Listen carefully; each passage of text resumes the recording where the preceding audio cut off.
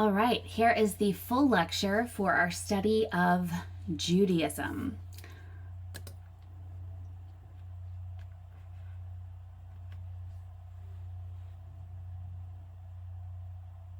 Judaism embraces the intricate religious and cultural development of the Jewish people through approximately 30 centuries of history, stretching from the Bible to the Roman Empire, to medieval Spain, to the Enlightenment, to modern times and the founding of the State of Israel. The result is an experience that reflects a mysterious relationship between religion and peoplehood. From a religious perspective, Judaism is a theistic system, but from a peoplehood perspective, it is also the group memory of the manifold communities and cultures formed through the ages. It consists not only of Torah, divine revelation, and mitzvot, divine commandments, but also diverse cultures and languages. Among others, Hebrew, Aramaic, Greek, Arabic, Yiddish, Ladino, and English. It includes politics, whether in Poland, America, or Israel. And it includes the whole range of Jewish education and family life, food and festival, music and dance, and custom and humor. Judaism is not just a religion, it is the sum total of all the diverse elements that make Jews distinctive. Judaism as a religion is often summarized under three heads: God, Torah, and Israel. Each of these elements has assumed varying positions of prominence throughout Jewish history, and an understanding of them necessarily unfolds within an ongoing historical and cultural framework. It was between 1200 and 500 BCE that the Israelite people of the ancient Near East began to articulate a radical new understanding of divinity. The belief in a universal, singular God is arguably one of the greatest religious innovations among the world's historic religious systems. Through the visions and the voices of prophets, the God the Israelites conceived was all-powerful yet benevolent, just yet merciful. Rejecting the anthropomorphic tendency of the time, the Hebrews did not represent God in any human form or earthly likeness, but as a universal moral God, engaged in a lasting relationship with humankind. These themes, initially developed through oral literature, evolved over time into the written record of the Hebrew scriptures. Meaning literally instruction or guidebook, the Torah is the central text of Judaism, referring most specifically to the first 5 books of the Bible called the Pentateuch, traditionally thought to be penned by the early Hebrew prophet Moses. More generally, however, Torah applies to all of Jewish sacred literature, learning, and law. These written traditions and the social relationships derived from them would continue to unfold in the context of shifting experiences of homeland, statehood, exile, and diaspora. The Jewish bookshelf contains many books beyond the Torah. The Hebrew Bible, called by Jews the Tanakh, and called by Christians the Old Testament, includes the Torah, to be sure, but contains many books besides, notably the books of the prophets, the book of Psalms, and the book of Job. Beyond the Bible, the Jewish bookshelf contains books of law, ritual, scriptural interpretation, homilies, philosophy, history, poetry, and much else, composed from ancient to modern times.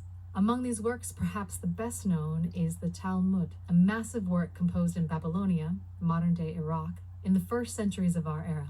In literary form, the Talmud is a commentary on an earlier work, the Mishnah, and in turn became the focal point of innumerable commentaries written in the following centuries.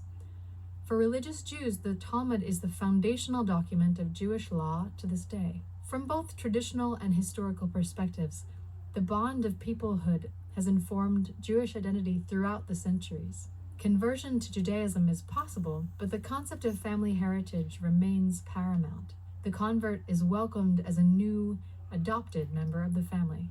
In political terms, Jewish statehood found expression in early unification of the Israelite monarchy under King David. Though beginning with the exile in Babylonia, this was followed by much longer periods of dispersion to a varied set of global, cultural, social, and political contexts. Living apart in diverse regions over many centuries, Jews have taken on a multiplicity of cultural and even racial characteristics, but nonetheless, distinct elements of Jewish identity have persisted throughout a history of diaspora. Theological and ethical thought within Judaism also continues to respond to the changing historical context through which Jewish communities have journeyed. Philo of 1st century Alexandria, Rov Sajagaon of 10th century Babylonia, Maimonides of 12th century Spain and Egypt. Many great Jewish thinkers have taken pains to integrate the Judaism of the Torah and the Talmud with the best of contemporary thought. Modern times have seen the birth of secular Judaism, of Jewishness as ethnicity, peoplehood, and culture shorn of religion. The most famous Jews of modern times, Karl Marx, Sigmund Freud, and Albert Einstein, not to mention Woody Allen, Mel Brooks, and J. Robert Oppenheimer, all were or are secular Jews. Judaism remains vibrant in today's world as Jews understand and express their Jewishness in numerous, diverse ways.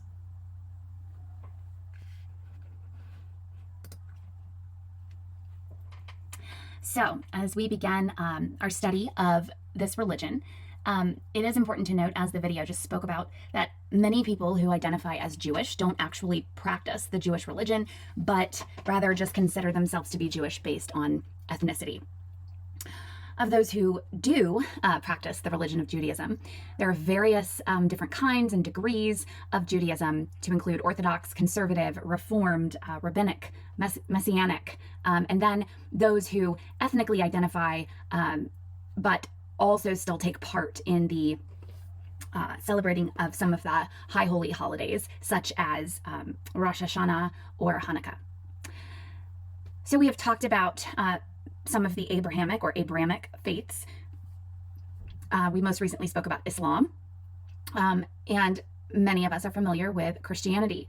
Well, Judaism is sort of the original of the three great monotheistic Abrahamic faiths, and it all started with Abram very early on, about 1800 BC. So this flowchart here sort of kind of gives an idea of the starts and splits and spread of those three faiths, and we will certainly discuss those at length as we continue.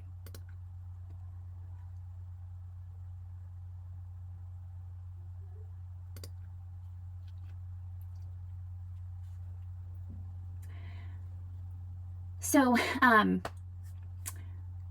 many of us were really, as that previous slide would sort of have you believe, that Judaism sort of finds its founding story in Abraham. But that's really not the centrally important founding story. And neither is the story of the Exodus, which many Christians certainly take to be the central narrative of Jewish life. What is important for Jews and for Judaism is the revelation of the Torah, which according to Jewish tradition began with the giving of the law to Moses, which is described in Exodus 19.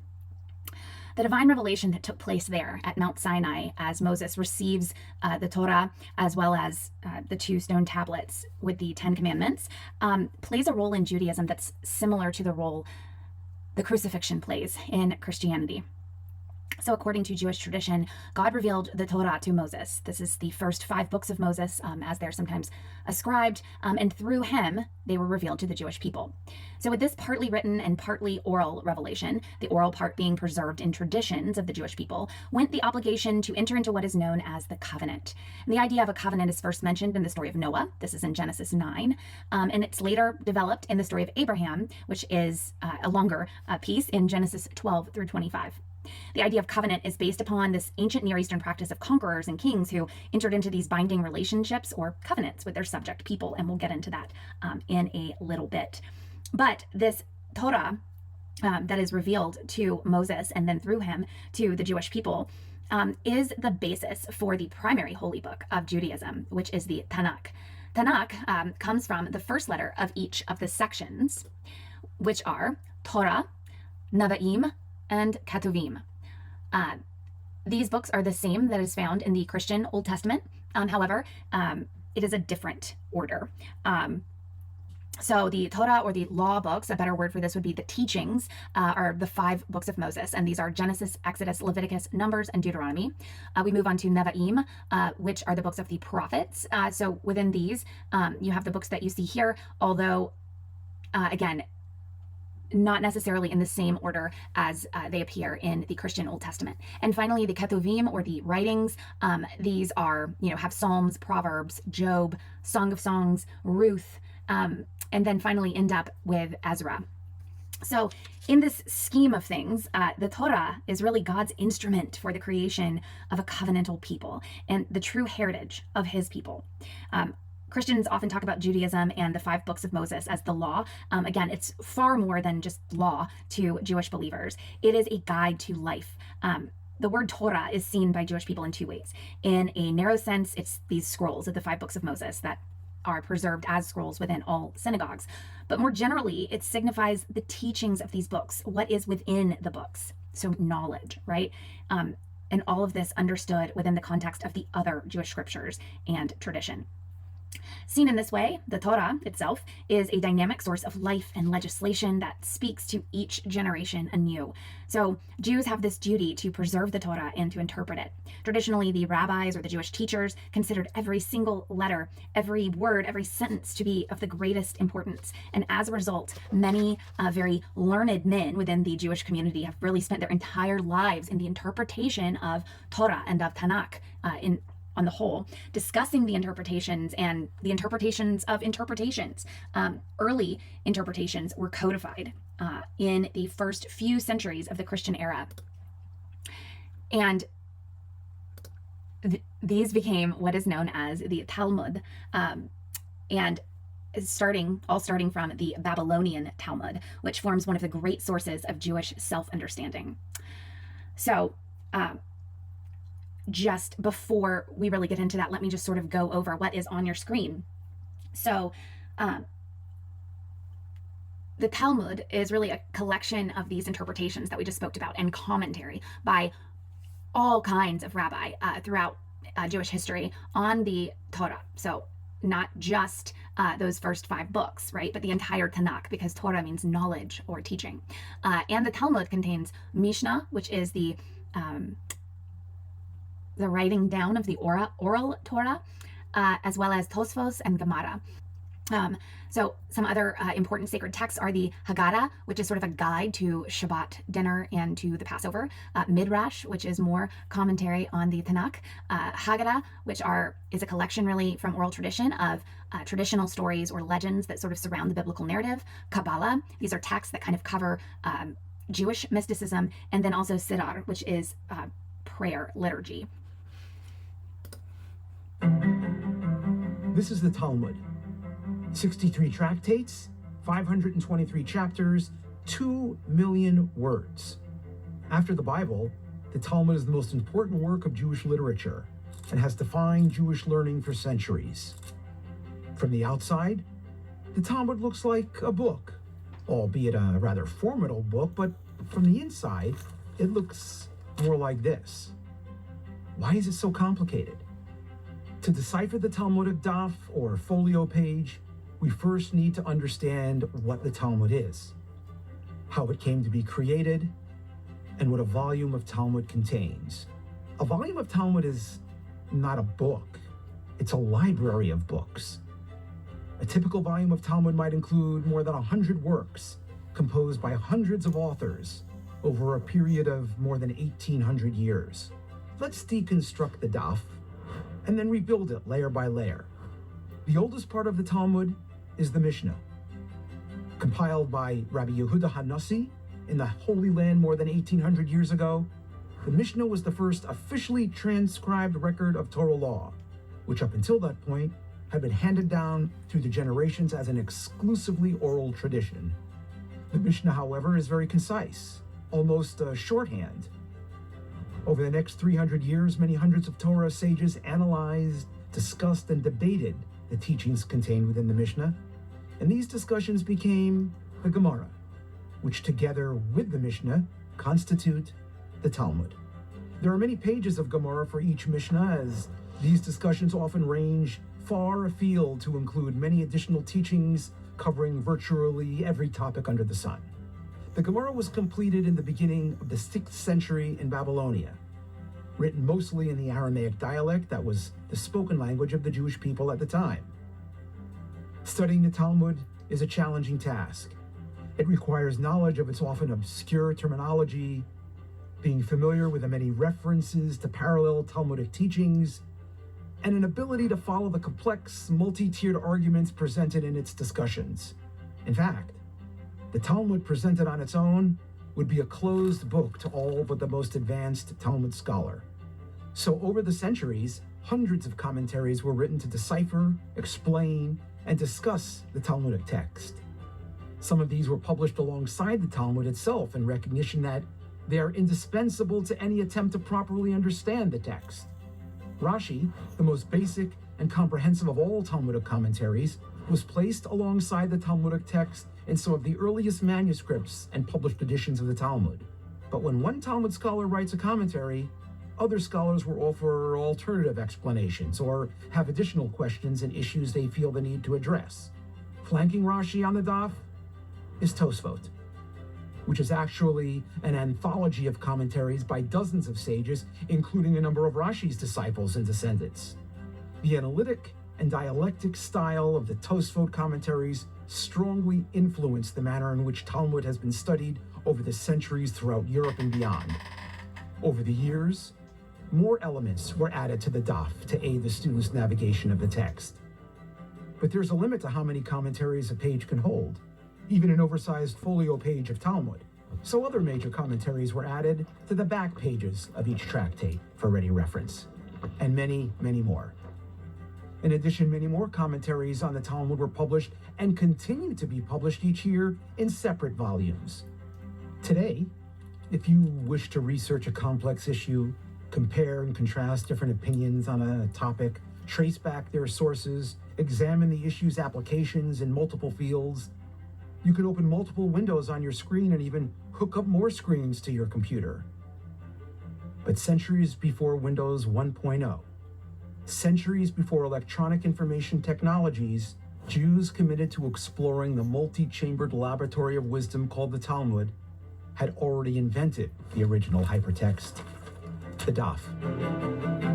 So one more thing I'd like to point out is that the Hebrew Bible is supplemented by a number of books known as Apocrypha. These may be a part of your Bible if you are Catholic. They include books like Tobit, Judith, Maccabees 1 through 4, Ecclesiasticus, and the Wisdom of Solomon. They were not included in the Tanakh itself because many rabbis considered them sort of repetitious or believed their teachings were not entirely consistent with Judaism. Others were excluded because they were regarded as too modern.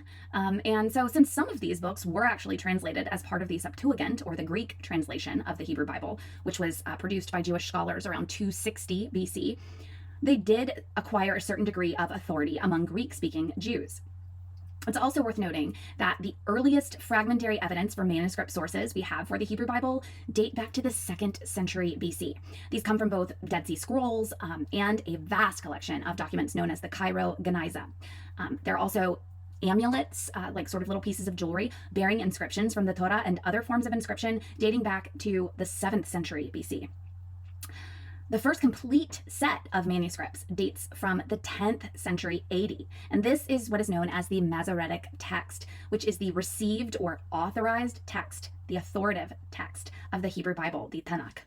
Other earlier manuscripts confirm that these are reliable through quotations scattered throughout thousands of documents, and there are also earlier even Greek and Latin manuscripts, both of which are in agreement with this later text. So I would just like to point out that that is far more documentation than nearly any other ancient text has to back it up. And these ancient texts show that the text has remained consistent throughout the ages. So that's pretty outstanding and really just speaks to the reliability of the text. So Judaism stands as a remarkable milestone in human spiritual history. It introduces this revolutionary idea of one singular God amidst a world that is dominated by polytheistic belief. So if you trace its origins back over 4,000 years to the covenant between God and Abraham, Judaism not only established a framework for worship, but also a moral and ethical system rooted in divine guidance. So this monotheistic vision, centered on a God who is eternal, omnipotent, and deeply involved in human affairs, set Judaism apart in its time and laid the spiritual groundwork for both Christianity and for Islam later. Across the millennia, through exiles and migrations and cultural exchanges, Judaism has preserved its sacred texts, its rituals, and its communal identity, and remains a living testament to the enduring power of faith and tradition. Many times when Christians think about Judaism, they do so by looking through their Christian lens, their hermeneutic, their worldview. But what we must do in order to properly understand Judaism is to see it within its own context for what it is, and without its fulfillment for Christians in Jesus as the promised Messiah.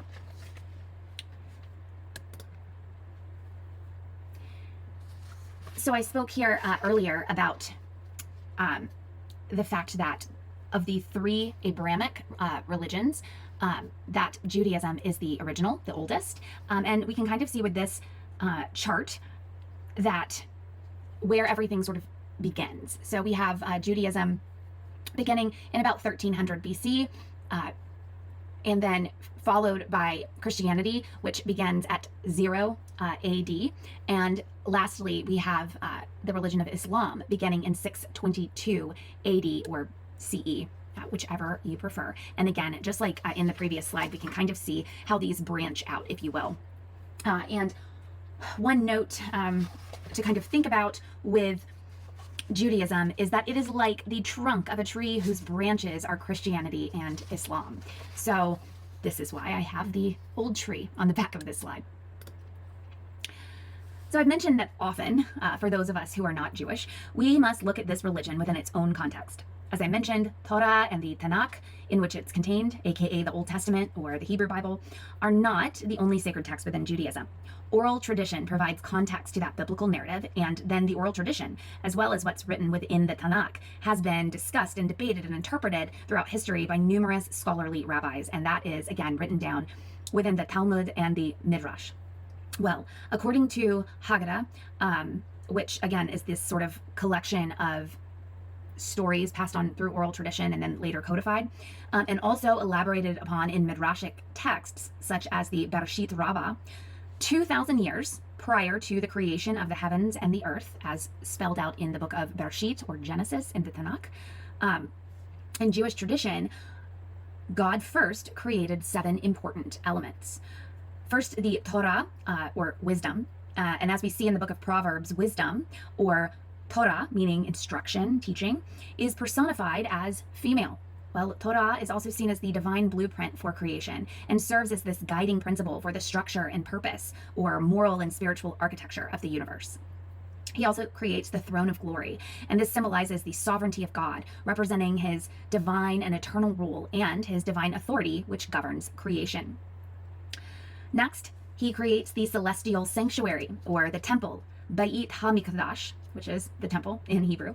The temple is where heaven and earth meet, right? It's basically a physical space of the divine presence. And we actually do read in the Old Testament, or the Tanakh, that when Yahweh gives the instructions for building both the temple and prior to that the tabernacle to the Israelites, he bases this on the sanctuary that's already existent in heaven. So, this sort of backs up this belief. And since God created the temple prior to the Genesis creation, we can see the symbolism here for God's desire for relationship with his created humanity. Fourth, the name of the Messiah is created. Within the temple, upon the altar there is an inscription of the name of the Messiah, which signifies this ultimate plan for redemption that God wove into the very fabric of existence. It's basically the final character of the story, written first. Paradise, or the Garden of Eden, is actually created by God prior to Genesis on the right side of God.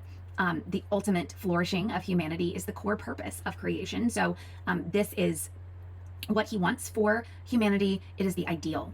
On the left side, conversely, is Gehenna, or hell. And this sort of talks about the fact that moral accountability is built into the universe. And last but not least, the voice, which cries out, "Return, ye children of men."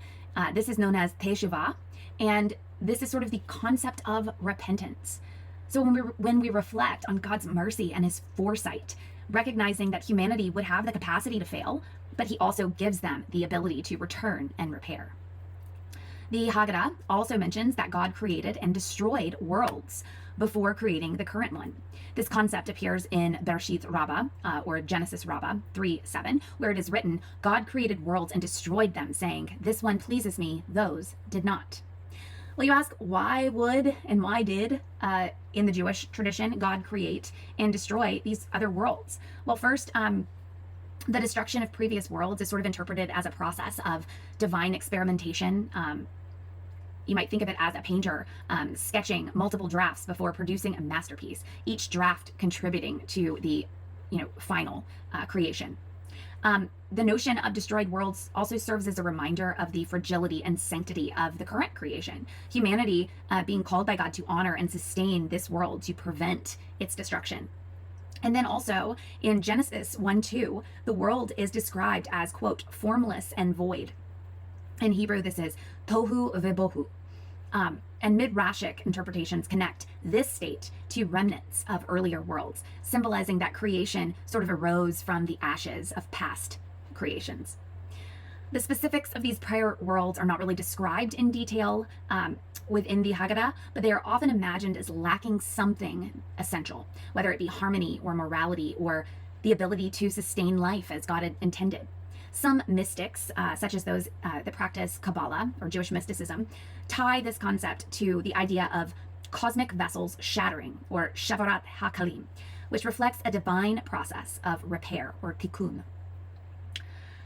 The destruction of prior worlds also suggests that creation is dynamic and purposeful. Rather than just being a static act, it reflects God's growing and evolving plan and his engagement with the cosmos and with creation. The Midrash also implies that this world, this particular world, this one we're living in, was chosen as the final draft because it aligns with God's vision for a moral and just creation. Humanity's role is to preserve and enhance this world, avoiding the pitfalls of prior creations. So humanity, people, are like stewards, and we are all entrusted with this precious garden, at least in the beginning, but now the earth, that must be cultivated with care and integrity. So our human responsibility would be a theological implication of these other worlds, as well as creation as an ongoing process. Also, God's patience and perfection. So the destruction of prior worlds would be a reflection of God's patience and his pursuit of absolute perfection, demonstrating that creation is a partnership between divine invention and intention and human action.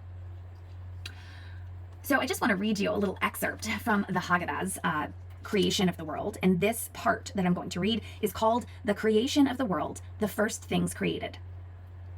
In the beginning, 2,000 years before the heaven and the earth, 7 things were created. The Torah, written with black fire on white fire and lying in the lap of God. The divine throne, erected in the heaven, which later was over the heads of the Hayot. Paradise on the right side of God, hell on the left side. The celestial sanctuary directly in front of God, having a jewel on its altar, graven with the name of the Messiah, and a voice that cries aloud, "Return, ye children of men." When God resolved upon the creation of the world, he took counsel with the Torah. Her advice was this: O Lord, a king without an army and without courtiers and attendants hardly deserves the name of king, for none is nigh to express the homage due to him. The answer pleased God exceedingly. Thus did he teach all earthly kings by his divine example to undertake naught without first consulting advisors. The advice of the Torah was given with some reservations. She was skeptical about the value of an earthly world on account of the sinfulness of men who would be sure to disregard her precepts.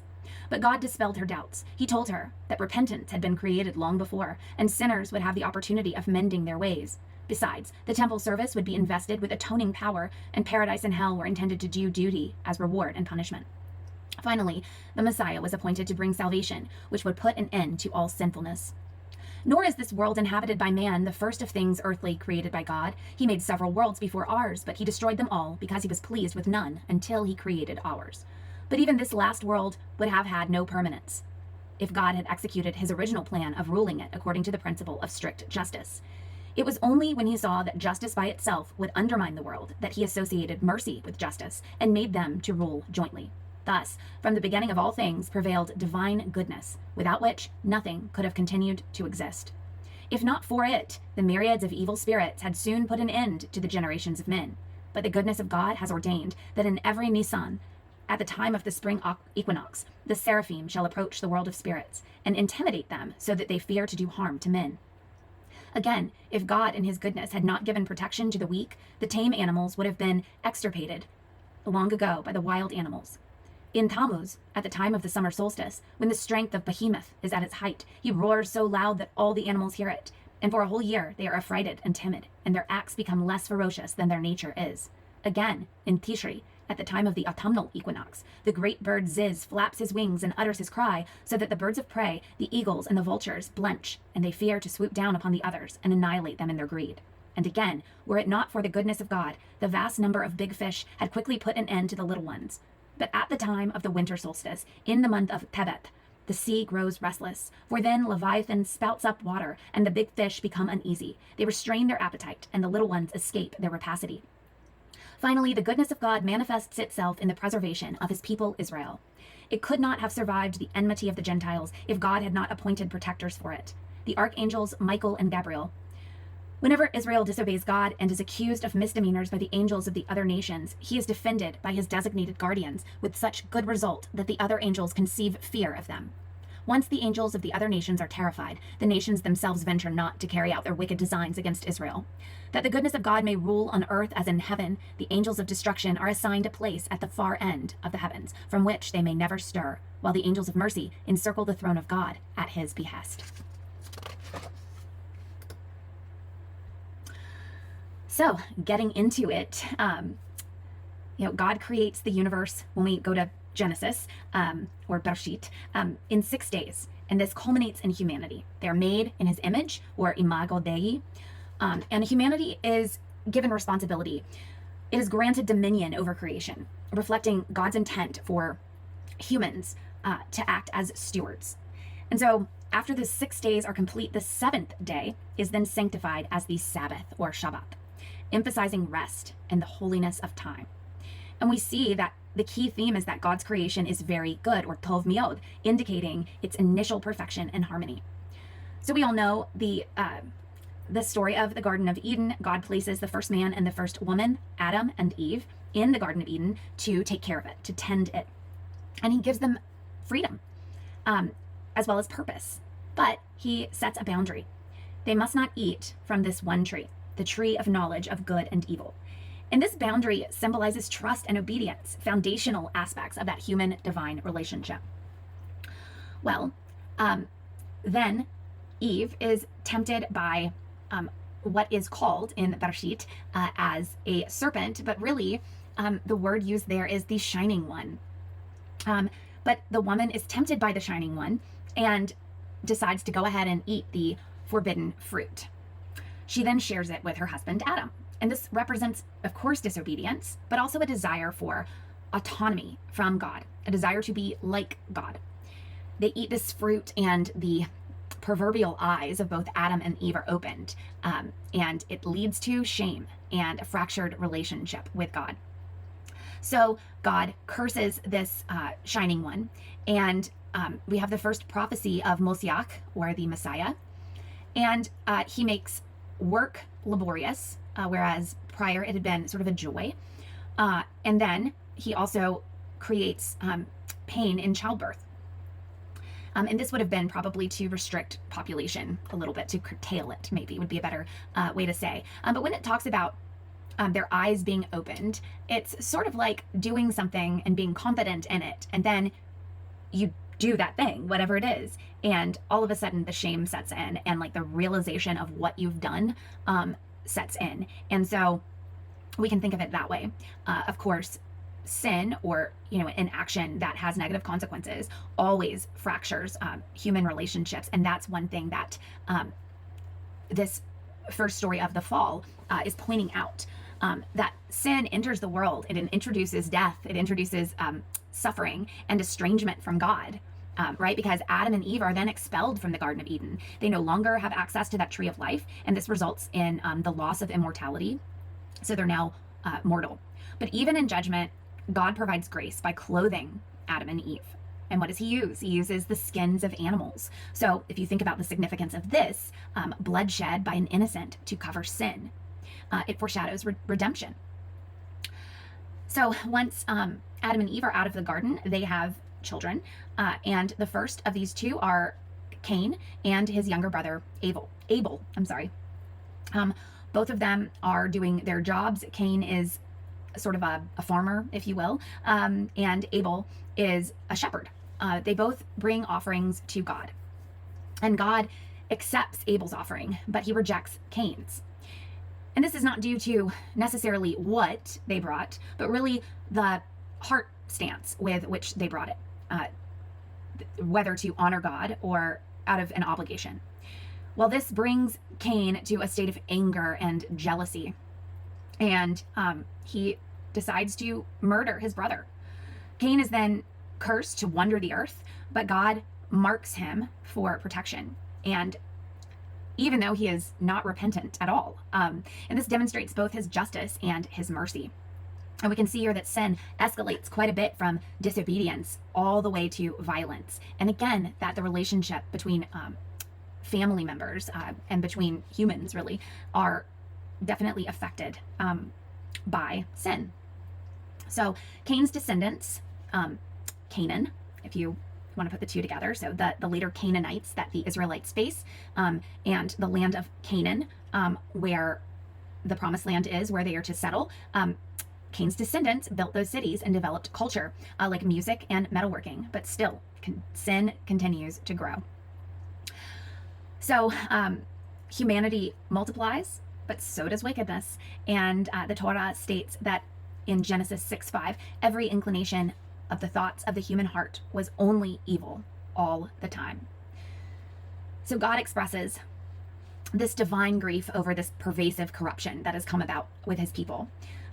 And I mentioned this in class, but previously that statement kind of troubled me, and I've sat under teachers or pastors and the like who have said the same thing. But being a parent now, I understand. God was not grieving over having created humanity. He was grieving over the choices that his children are making. And as a parent, I understand that, because I would take back nothing of my children. They're perfect and wonderful, and I love them. But some of the things that they do, I think about consequences. I think about, how I wish they hadn't have done those things. And, I kind of see some into the future for them, right? And I do grieve those things. So we know that the world is very sinful at this point, and we enter here with Noah, who is described as righteous in his generation and who finds favor with God.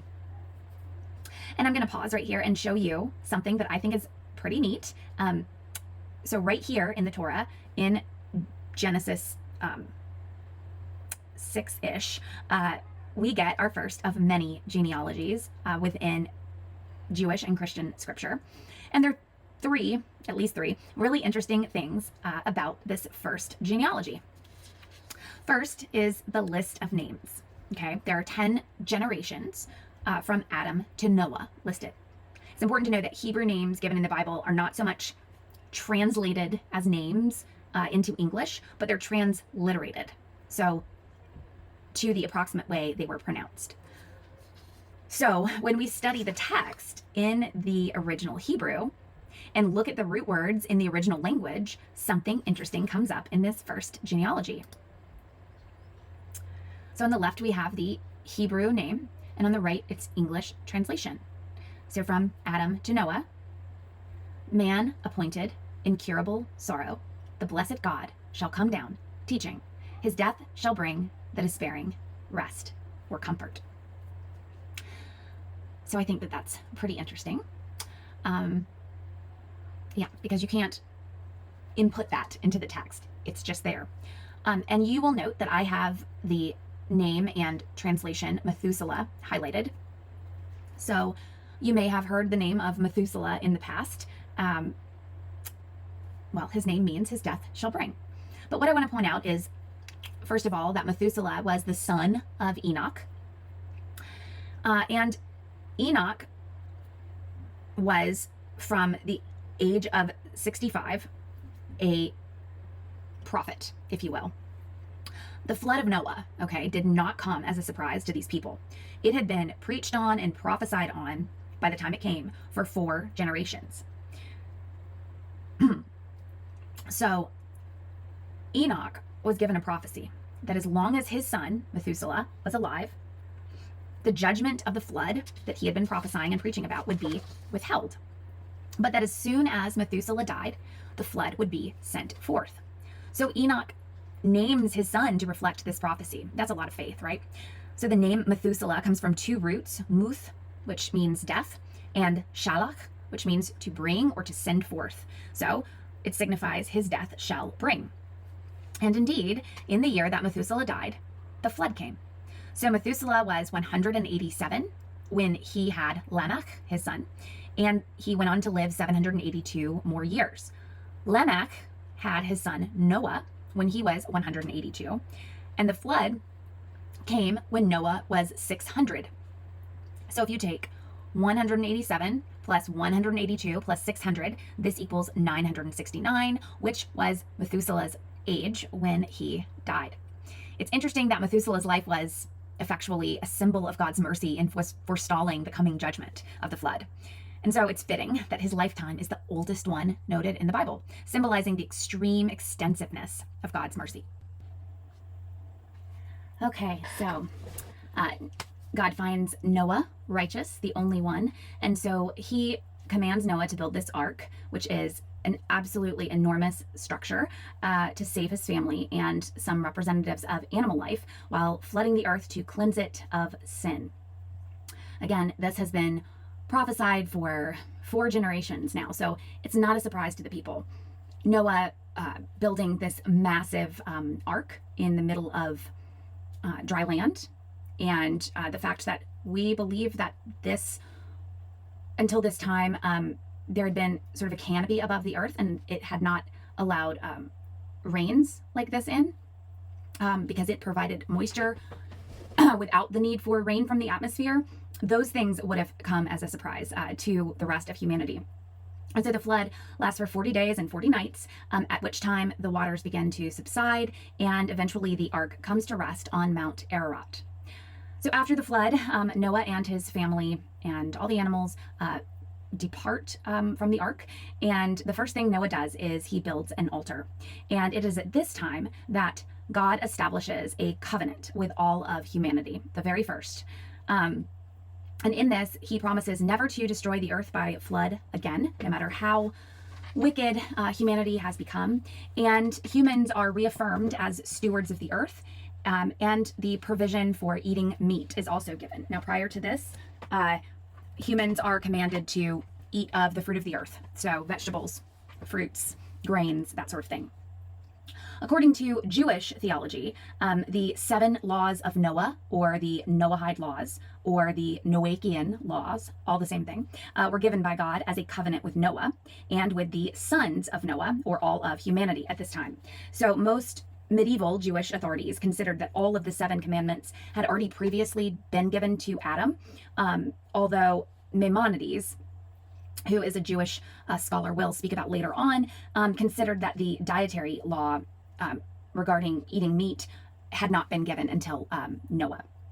So the 7 laws of Noah, or the Noachian laws, these are not to worship idols, not to curse God, not to commit murder, not to commit adultery or practice sexual immorality, not to steal, not to eat flesh torn from a living animal, and finally, to establish courts of justice. So according to Jewish law, non-Jews, or Gentiles, are not obligated to convert to Judaism, but they are required to observe the 7 laws of Noah in order to be assured of a place in the world to come, or Olam Haba, which is the final reward of the righteous. The non-Jews who choose to follow the Noachian laws are regarded as then righteous Gentiles. So the Noahic covenant highlights God's mercy and his commitment to sustaining creation despite the sinfulness of humanity. It also introduces an important institution, which is quite important within Judaism, and we'll see its theological and historical significance in just a moment. And that is the institution of the covenant. So after the flood, humanity unites together in building a tower in Babel, or the Tower of Babel, and Babel is just meaning Babylon. And they do this because Scripture says to make a name for themselves. This is what they say, and reach the heavens. Essentially, this is the same pathway to sinfulness we noted in the Garden of Eden with the fall. Man desires to be like God, and continually this leads them into sin. So in response, God then confuses their language, and this prevents communication and disperses humanity across the earth. This tower remains unfinished, symbolizing the limits of human pride and self-reliance. So this dispersion of humanity marks the fracturing of human unity, but it also lays the foundation for both cultural and linguistic diversity. Babel in this event contrasts with later moments like the covenant with Abram, where human endeavors succeed only when aligned with God's will. So by the time of Abram, he's later renamed Abraham, humanity has settled into various regions and cultures, and polytheism once again dominates with widespread idolatry and corruption. Abram is a descendant of Shem, one of Noah's 3 sons, and he lives in a place called Ur. And the people group living there are called the Chaldeans. So Ur is modern day Iraq, and this is again where the Semitic people come from, as we discussed in our study of Islam. Terah is Abram's father, and for whatever reason, he decides to move his family out of Ur to a place called Haran, where they settle. And we don't know if that is because they were practicing monotheism and wanted to move away from the corruption, or what that reason was. But when they arrive in Haran, God speaks to Abram and instructs him to leave his country, his people, and his father's household, and go to a land that God will show him, which ends up being Canaan. So in this, God promises to make Abram into a great nation, to bless him, and to make his name great. Through Abram, all peoples on earth will be blessed. So Abraham, or Abram at this time, follows in faith. And along the way, he makes some pretty dumb decisions, which are outlined in the Torah. Again, the biblical narrative is always very honest about humans and their actions, no matter how ridiculous they are. At its core, the history of the Jewish people, and later in Christianity of the early church, is the drama of Yahweh, of God, calling people to make that U-turn in their lives toward him, their loving, involved Creator God and Father. He forms these repentant and willing people into a community who live in a joyful relationship with him, who share wholeness in relationship with one another, and then whose call is that by being blessed, they're supposed to be a blessing to all the nations on earth. And all of this begins with a couple, Abram and Sarai. They're a Semitic Mesopotamian couple, and God calls them to embark on this pilgrimage of cultural transformation, a commitment to leaving the dehumanizing patterns of an enduring heritage to become a God-centered people committed to humanizing their traditions. As I noted, Abram and Sarai are Semites, and the Semite people at this time are polytheistic. Well, one of their gods is a moon god named Sin. And women would marry Sin in ritual and go through cultic prostitution in order to give birth and then have the children of this god, so have the children of Sin. And Jewish rabbinic tradition asserts that these Semitic people sacrificed these children to their gods and to Sin. So God calls Abram to leave these people and this culture that sacrifices children for the imagined well-being of society. So I'm kind of jumping ahead here, but I want to point out that if you know the narrative of Abram and Sarai, you know that Sarai, and later Sarah, is barren. She is unable to have children. And so, two things to note. Was this why God made her barren, if you will? Because, there was a possibility that, the child that she had could have been sacrificed to this god's Sin. That she knew that she was barren, and so therefore she didn't go into this practice of cultic prostitution and worship of Sin, or perhaps that she was that Abram and Sarai did not purposefully have children and while they were in that area, and then once they moved out and began being purposed toward having children, found that they were, too old and or unable to do so. So just some things to think about there. So Genesis, or Bereshit 15 and 17, mark the enactment of what is known as the Abrahamic covenant. The Jewish people are a covenant people. We talked about this right at the very beginning. And they see Abram and Sarai as the father and mother over their peoplehood. So this idea of covenant is actually based on A&E, or ancient Near Eastern practices, where these binding pacts were made between a ruler and his subjects. Basically, the ruler would give his subjects a choice, okay? They could enter into this pact or contract. It wasn't something where the terms could be negotiated, but the ruler would say, these are the terms, do you accept? So these A&E pacts went like this. You, subjects, provide me, ruler, with XYZ, and in return, I will offer you my protection. So basically, at the core is obedience. The ruler demands obedience from his subjects, and in return, the subjects are protected by the ruler. And along with this protection, there's other blessings and peace granted sort of alongside. Often, these pacts were sealed or ratified by sacrificing an animal or several animals, cutting them in half, and then both parties walking between them. What this would signify is that both parties agreed to fulfill their ends of the bargain. So this is where the idea and the institution of covenant comes from. Made a covenant, as it's translated into English in the Torah, in Hebrew is karat barith, in the original Hebrew, which literally means to cut a covenant. Well, in Genesis 15, this is played out quite significantly. God tells Abram, "Fear not, Abram, I am your shield. Your reward shall be very great." But Abram said, "O Lord God, what will you give me? For I continue childless, and the heir of my house is Eleazar of Damascus." This is his, like butler, if you will, or chief servant. And Abram said, "Behold, you have given me no offspring, and a member of my household will be my heir." And behold, the word of the Lord came to him. "This man shall not be your heir. Your very own son shall be your heir." And he brought him outside and said, "Look toward heaven and number the stars, if you are able to number them." Then he said to him, "So shall your offspring be." And it's Genesis 15, 1 through 5. So Abram basically says, I believe you, but how will I know for sure? And so God says, get me these certain animals, and Abram does, and he cuts them in half, according to this A&E practice of a pact between ruler and subject we just discussed. And the sun goes down, and God puts Abram into a deep sleep. And he tells him, while he's asleep, about what's going to happen to these descendants of his in Egypt. But he says, I promise I will deliver my people. And then, let's see, in verses 17, starting with verse 17, rather, it says, "When the sun had gone down and it was dark, behold, a smoking firepot and a flaming torch passed between the pieces.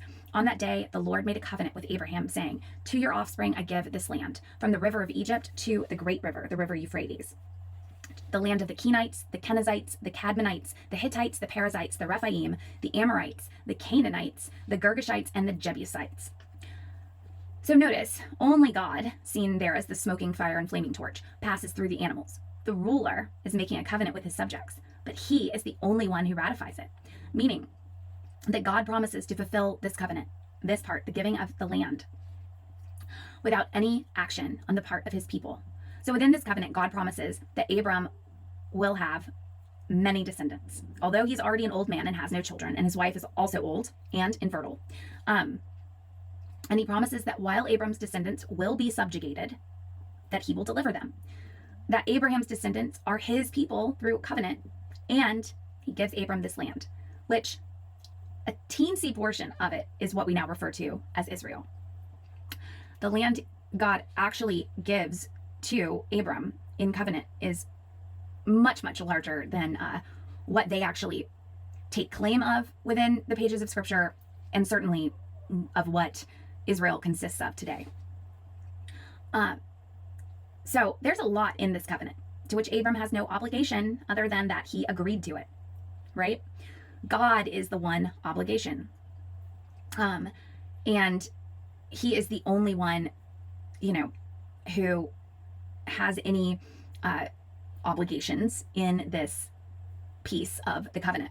But remember, he promises that Abram will have many descendants, that he will deliver the people, that Abram's descendants are his people, or they're God's people, and he gives Abram the promised land, right?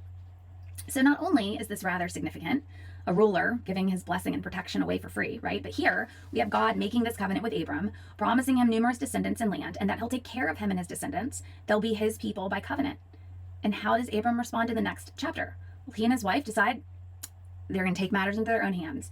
So in order to help God along, Abram has a son with his wife's handmaiden, Hagar. Ishmael is the child he is born, from whence later comes Islam. And there have arisen too many ongoing conflicts to count between Jews and Muslims since that very act, right? 13 years later, after the birth of Ishmael, the Lord appears to Abram again, and he reiterates these promises about descendants and land and instructs Abram in the sign and seal of the covenant, which is going to be circumcision. So God promises him all these things. Abram decides that God needs his help, and so he helps him out. Ishmael is born, from whom Islam eventually comes. And we see sort of how that plays out.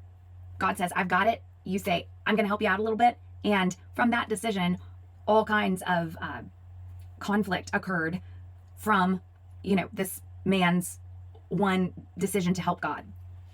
So now God says, okay, you're going to help me. Well, I'm going to give you a part in this covenant. So he says, well, now you're going to have to seal this covenant with the sign of circumcision. And God says, hold your horses. I'm going to take care of things, just like I promised. I know you're old. Doesn't matter. And God reaffirms the Abrahamic covenant with both Abram and his wife, which is also rather significant for this time period. And the covenant promises in chapter 17 echo what had already been announced to Abram, but now with this new emphasis on the covenant's perpetuity and this new feature of the sign of circumcision.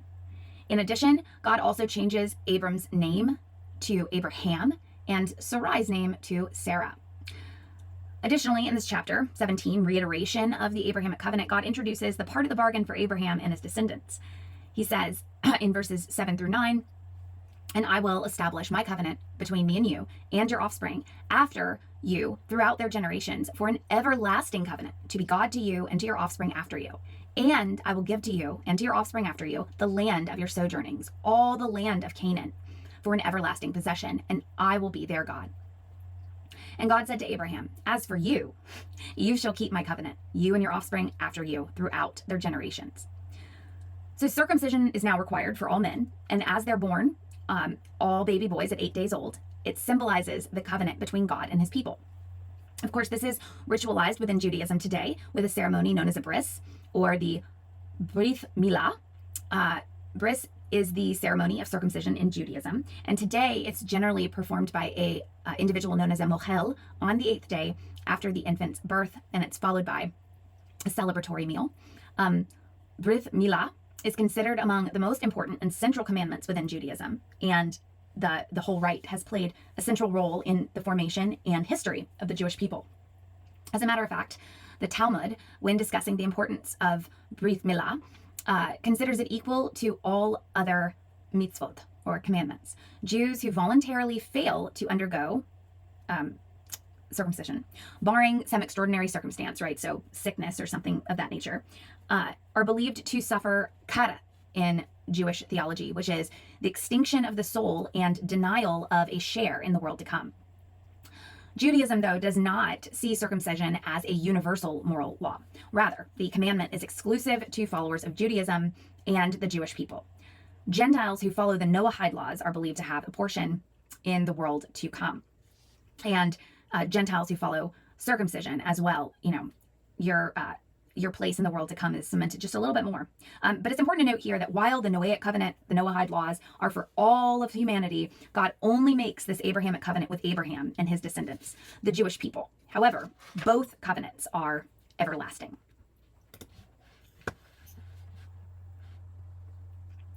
So when God's promise is fulfilled and Sarah gives birth, it is to a son named Isaac.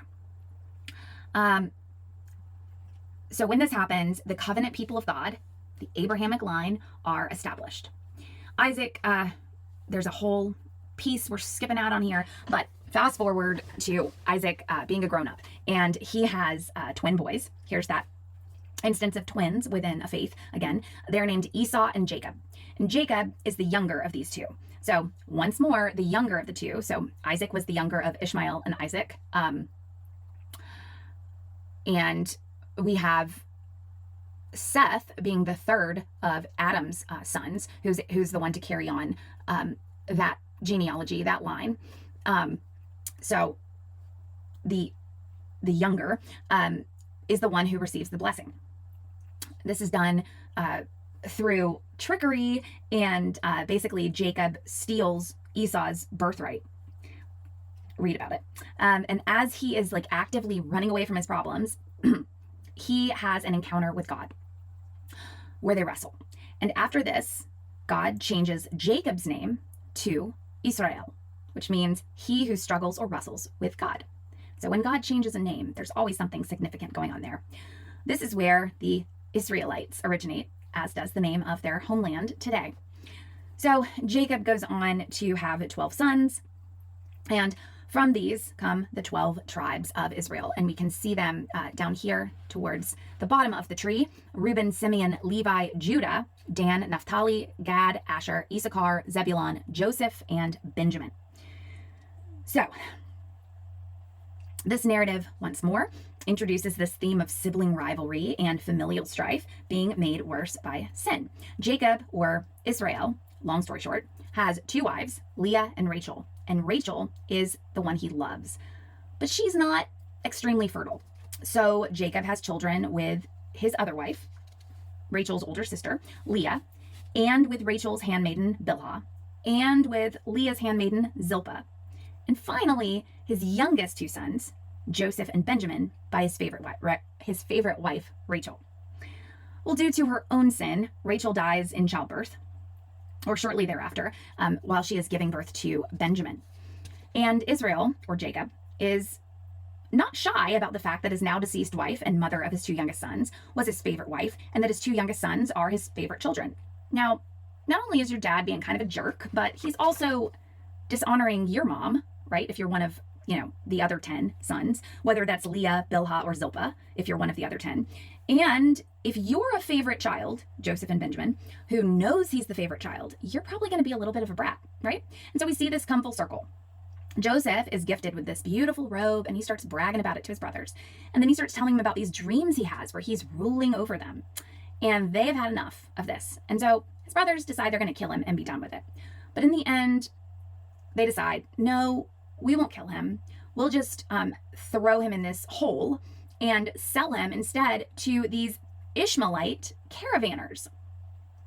So remember when we talked about Islam and the caravans that ran through, basically, from, I'm sorry, my mind is failing me here. They run through the Middle East, right through like the area of Mecca, and then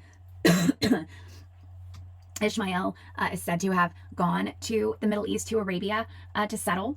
And, from there, Islam ends up taking shape, but its founder was a caravaner. So all very interesting. Anyway, these caravanners take Joseph to Egypt, and they sell him there. And he becomes a slave in Egypt and becomes the servant of an Egyptian nobleman named Potiphar. And after some mishaps, which we discussed a little bit during our discussion of Islam, Joseph really prospers in Egypt. And he basically becomes a de facto ruler, doing like the legwork and handling the administrative and government duties for Pharaoh. So a famine comes, and his brothers, all except the youngest Benjamin, have to journey to Egypt for food, which Egypt has this food because of Joseph's obedience to God. Long story short, after some testing and some trickery, Joseph forgives his brothers for what they did to him ages ago, saying, "What you meant for evil, God turned to good." And they bring back Papa Israel and young Benjamin to all live happily ever after in Egypt together, where there's food and water and refuge. And we can actually verify that this is what the practice for people living in this Mesopotamian region did when famine came. They would go to Egypt and take refuge there. So all was going well, and the book of Genesis, or Bereshit, the first book of the Torah and the Tanakh comes to an end. So the book of Genesis had been set in what is known as the Fertile Crescent between 2000 and 1000 BC. And it places Israelite origins in Mesopotamia, the land between the Tigris and Euphrates rivers. So by the third millennium BC, people speaking Semitic languages had settled in this cradle of civilization, founding city-states such as Abraham's birthplace Ur, from whence he set out for Canaan, the land God would show him.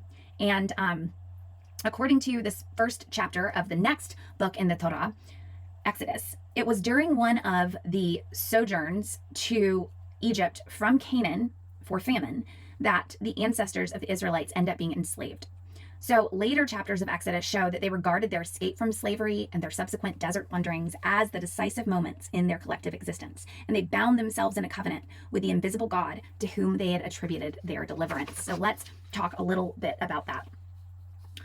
So we have all of these Israelites now living in, in Egypt. And as we turn into the book of Exodus, we are told that over time, a new Pharaoh arose. And Exodus 1:8 says, who did not know Joseph. After all, these people are here and they're safe and they have all that they have because of Joseph. And the new Pharaoh fears this growing population of Israelites. So his solution is, okay, we're going to enslave the Israelites and oppress them with forced labor. And they go on to build cities like Pithom and Ramses for the Pharaoh. Still, their numbers grow. And so Pharaoh then orders all male Israelite infants to be killed at birth. So in this context, Moses is born. And Moses' mother takes a great risk and decides to place her son in a basket and then place that basket in the Nile River in order to save him so he won't be killed. Pharaoh's daughter ends up finding him. Basically, she adopts him and raises him in Pharaoh's palace as royalty. And this is kind of interesting irony that happens because Moses is raised in the house of the man that's oppressing his people, although he doesn't know it at that time. And this really sets the stage for his future confrontation with Pharaoh. So Moses grows up in the palace. He sort of like comes outside and looks around and he sees that the people from which he came are being mistreated. And he specifically sees an Egyptian who is beating an Israelite. And Moses kills this Egyptian. So he does this, and then he's kind of like, oh no, people have seen, someone's going to, come after me for this. So he flees for his life. He gets to a place called Midian, and he lives there as a shepherd. Marries a woman by the name of Zipporah, and kind of just lives a quiet life in exile. He's settled into his ways, and he looks over, he's out with his sheep, he looks over and he sees this bush that's on fire. And it's totally on fire, but the fire is continuing to burn. The bush is not, turning into ash. And so it is in that bush, or at that bush, that Moses encounters God. And God calls Moses to liberate his people, to liberate God's people and Moses's people. And when Moses asks God who he was, God responds with, I am who I am, or Yahweh. And this is called the Tetragrammaton, the four letters YHWH. There are no vowels within Hebrew. The Masoretes, who sort of edited, I guess, the Masoretic text, went through and added vowel pointing, as it's called, to provide a way for knowing how to pronounce words. So this is why there are no vowels there. Additionally, the Jewish people do not say Yahweh. They believe that God's name is too holy to fully write out or to speak. So when you are seeing the Tetragrammaton, as a Jewish person, you would either pronounce this Elohim or Adonai, both of those words meaning God and Lord. But less specific than Yahweh. Another fun fact, and I spoke to this in class, but the idea that Yahweh would be Jehovah is impossible, because there is not a J sound within the Hebrew language which would create that. So it could be Yehovah, but not Jehovah. So Yahweh or Yehovah are both correct, but no J. So Moses is now called by Yahweh, and Yahweh has revealed his true name, the Tetragrammaton, and its meaning, I am who I am, signifies that God is eternal and self-existent, okay? I am, I've never been, or I've never not been, that's sort of what it's indicating. So with this command, Moses returns to Egypt, and he takes his brother sort of as his spokesman, and he goes to confront Pharaoh with God's command, let my people go that they may serve me. While he and Aaron are in Pharaoh's court to ask for him to let the people go, they have been given a staff, and in order to show God's power to Pharaoh, Aaron and Moses are able, by God, to turn it into a snake. Well, there are 3 magicians in the court, and they do this, the text says, by, quote, how does it put it? By their secret arts. This basically translates to sleight of hand or trickery. And so in order to expose this, the snake of Moses' staff swallows up their fake snakes. This staff is actually the same staff that ends up in the Ark of the Covenant, and it is sort of like a representation of God and his power. So when Pharaoh refuses to let God's people go, 10 plagues ensue. And the important thing to note here is that each plague targets a very specific Egyptian deity or deities or an aspect of life to demonstrate God's superiority over the natural world and these Egyptian deities. The first plague is that Yahweh turns all the waters, rivers, lakes, and streams in Egypt to blood.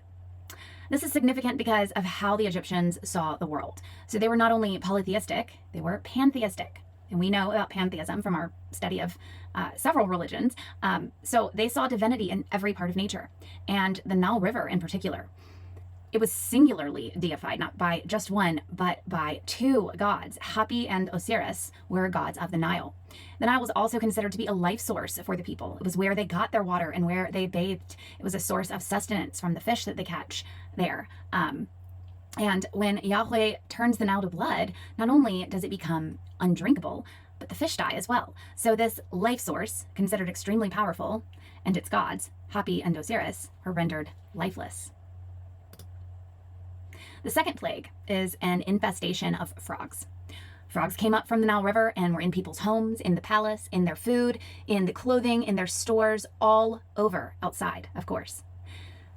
And here we see the deity of Egypt, Yahweh, is pronouncing his sovereignty over Haget, an Egyptian goddess associated with fertility and childbearing, depicted as either a frog, a woman with the head of a frog, or a woman with the body of a frog.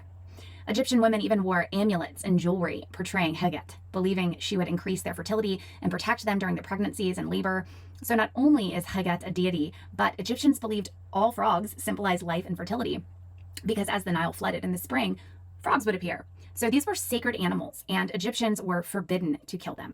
Nevertheless, with this plague, the Pharaoh begs Moses to pray to Yahweh that the frogs all be killed, because literally the land was infiltrated with them. The third plague is that of an infestation, which is translated as gnats, but the Hebrew word more correctly refers to any biting insect, so think lice. Geb would have been the god of the earth, and the lice were made of the dust that rose when Moses' brother Aaron struck the staff against the earth, so thus this would have fallen in Geb's jurisdiction. The fourth plague, the Egyptians were threatened with a huge infestation of swarming insects. So enormous here that the insects would be everywhere, indoors and out, and constantly on everyone, including Pharaoh and his officials. The description, and even the ground where they are, literally refers to the ground where the houses are located as a way of emphasizing that the swarms would be concentrated on inhabited areas. And it's comparable to saying, to the extent that you won't even be able to put a foot down without stepping on lots of them. So what is translated here as swarms of flies is echob, which is a single word that designates insects in swarms. So a translation like various kinds of annoying biting and non-biting insects in huge swarms, cumbersome though it might be, might actually give a somewhat clearer sense of the threat to the Egyptians, to the extent that the land was ruined by these swarms. The ruin here described was not topological, right, but rather referred to quality of life. People couldn't eat without ingesting these insects. They couldn't sleep without them covering their bodies. They couldn't work for having to swat them away, or because they couldn't see well enough through the swarms. Their skin was welted with their little bites. And this demonstrates the lack of power of the Egyptian deity Uatchi. She is the Lady of the Marshes, usually depicted as winged, and the marshes would have been where papyrus grows, and of course, many insects live. The fifth plague is a serious disease that affects all livestock. And this isn't just cows. This would be cows, pigs, sheep, goats, basically all sources of food and clothing, right? Domesticated animals were treasured as enormously valuable assets in biblical times, as in any time really prior to the Industrial Revolution, or any place today where farming is, the predominant lifestyle. But they were also seen as closely related to the welfare of humans, a fact that's reflected even in the Bible's creation account. The pantheistic Egyptians revered all animals, but birds and livestock even over fish and amphibians. So for them to have lost livestock would constitute a serious blow indeed. For them to have lost their livestock while the Israelites retained all of theirs represented humiliation. And actually, there are 4 Egyptian deities associated with livestock: Ptah, Menevis, Ammon, and Hathor, who is actually even depicted as a cow goddess with horns. The 6th plague was a judgment against several gods over health and disease: Sekhmet, Sunu, and Isis. This time, the Torah says that the magicians could not stand before Moses because of their boils, because they were so severe. So the 6th plague was festering boils on people and animals as well. The 7th plague. So in the 7th plague, hail. It was a devastating hailstorm, actually accompanied by fire. So this 7th plague would have attacked Nut, who would have been the sky goddess, as well as Osiris, because she was also over crops and fertility, as well as Shu, the god of the atmosphere, and Seth, the storm god. So this hail was unlike any other that had been seen before, and it was accompanied by a fire that ran along the ground. And everything that was left out in the open was completely devastated by either the hail or the fire or both. And again, the children of Israel are miraculously protected, and no hail damaged anything in Goshen, where they lived. The 8th plague, locusts, once again focuses on Nut, Osiris, and Set, as well as a god named Serapia, who is a deity that acted as protector from locusts. Locusts are a real threat for a society that survives in an agrarian or agricultural means. The later crops, wheat and rye, that had survived the hail were now devoured by swarms of locusts. So ultimately, there would be no harvest at all in Egypt that year. The 9th plague, darkness. So darkness covers Egypt in complete darkness for 3 days. So this would have been aimed at the sun god, Ra, who would have been symbolized by Pharaoh himself. So the belief was that Pharaoh was the incarnation or personification of the sun god, Ra, within Egypt. So for 3 days, the land of Egypt was smothered with an unearthly darkness, and yet the homes of the Egyptians had light. The 10th plague was a judgment on all of Egypt's gods, including Pharaoh, and on Isis, the protector of children. In Exodus 1, Pharaoh had killed the sons of Israel, and so now the Lord kills the firstborn sons of the Egyptians. Unlike the other plagues, which the Israelites survived by virtue of their identity as God's covenant people, this plague required them to act in faith. So the 10th plague would have obviously been the most devastating: the death of every firstborn male in Egypt, from Pharaoh's son to the lowest servant's son. And this event broke Pharaoh's resistance, and it ended up leading to the Israelites' release. We see in Exodus 12:12 that Yahweh says, I will execute judgment on all the gods of Egypt. So the 10th plague is his judgment. So to the Israelites, God commands each family to take an unblemished male lamb and kill it.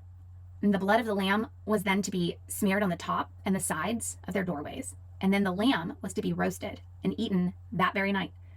So any family that didn't follow God's instructions in this would suffer in this last plague. Okay, they would be affected by it. So God described how he would send the destroyer through the land of Egypt with orders to slay the firstborn male in every household, whether human or animal. The only protection was the blood of the lamb on the door. And when the destroyer saw the blood, he would then know to pass over that house and leave it untouched. So this is where the term Passover comes from. Passover is, for Jews now, a memorial of that night in ancient Egypt when God delivered his people from bondage. And while the Israelites found God's protection in their homes, every other home in the land of Egypt experienced God's wrath as their loved ones died. So God instructed God instructed the Israelites to prepare for the final plague by marking their doorposts with the blood of a sacrificed lamb with no imperfections, a perfect, spotless lamb. Roasting and eating the lamb with unleavened bread. Unleavened means no yeast, so takes no time to rise up, right? So this is kind of like a cracker, so it's quick. But also yeast in scripture often symbolizes or is synonymous with sin. So bread without yeast would symbolize sinlessness. And they were also supposed to eat and roast the lamb with bitter herbs. And these signify something distasteful or bad, like their bondage to the Egyptians. The blood on the doorpost served as a sign for God's judgment to pass over these homes, which would spare the firstborn inside. And it symbolized protection and redemption, themes that resonate throughout Jewish tradition, as well as, of course, Christian tradition. And this could all sound sort of somewhat familiar to you if you are a practicing Christian. This celebration of Passover would have been when Jesus and his disciples celebrated the Last Supper, as it is known. It would have been the Passover meal, the Seder supper, as it's called in Judaism. And so these different symbols you might find as relating to Christianity as well, as nothing is done for no reason. But it is here that God commands the Israelites to observe this Passover every year as a lasting reminder. He says that the unleavened bread, called matzah, represents the haste of their departure, leaving no time for the dough to rise. The bitter herbs symbolize the bitterness of their slavery, and the sacrificial lamb recalls God's protection for their, or provision for their deliverance. So with this 10th plague, Pharaoh finally relents. He finally releases the Israelites, who depart Egypt like fast, right? And God leads them in the form of a pillar of cloud by day and a pillar of fire by night. And so he releases them, they're running, they're headed out, but Pharaoh, as he does, decides to pursue them. They've made him too mad. So he changes his mind and he pursues them with his army. When the Israelites get to the Red Sea, which is actually the Sea of Reeds, the Reed Sea, and this is one of not very many mistranslations, but it is the Reed Sea, actually. But when the Israelite people get there, God parts it and allows the Israelites to pass through on dry ground.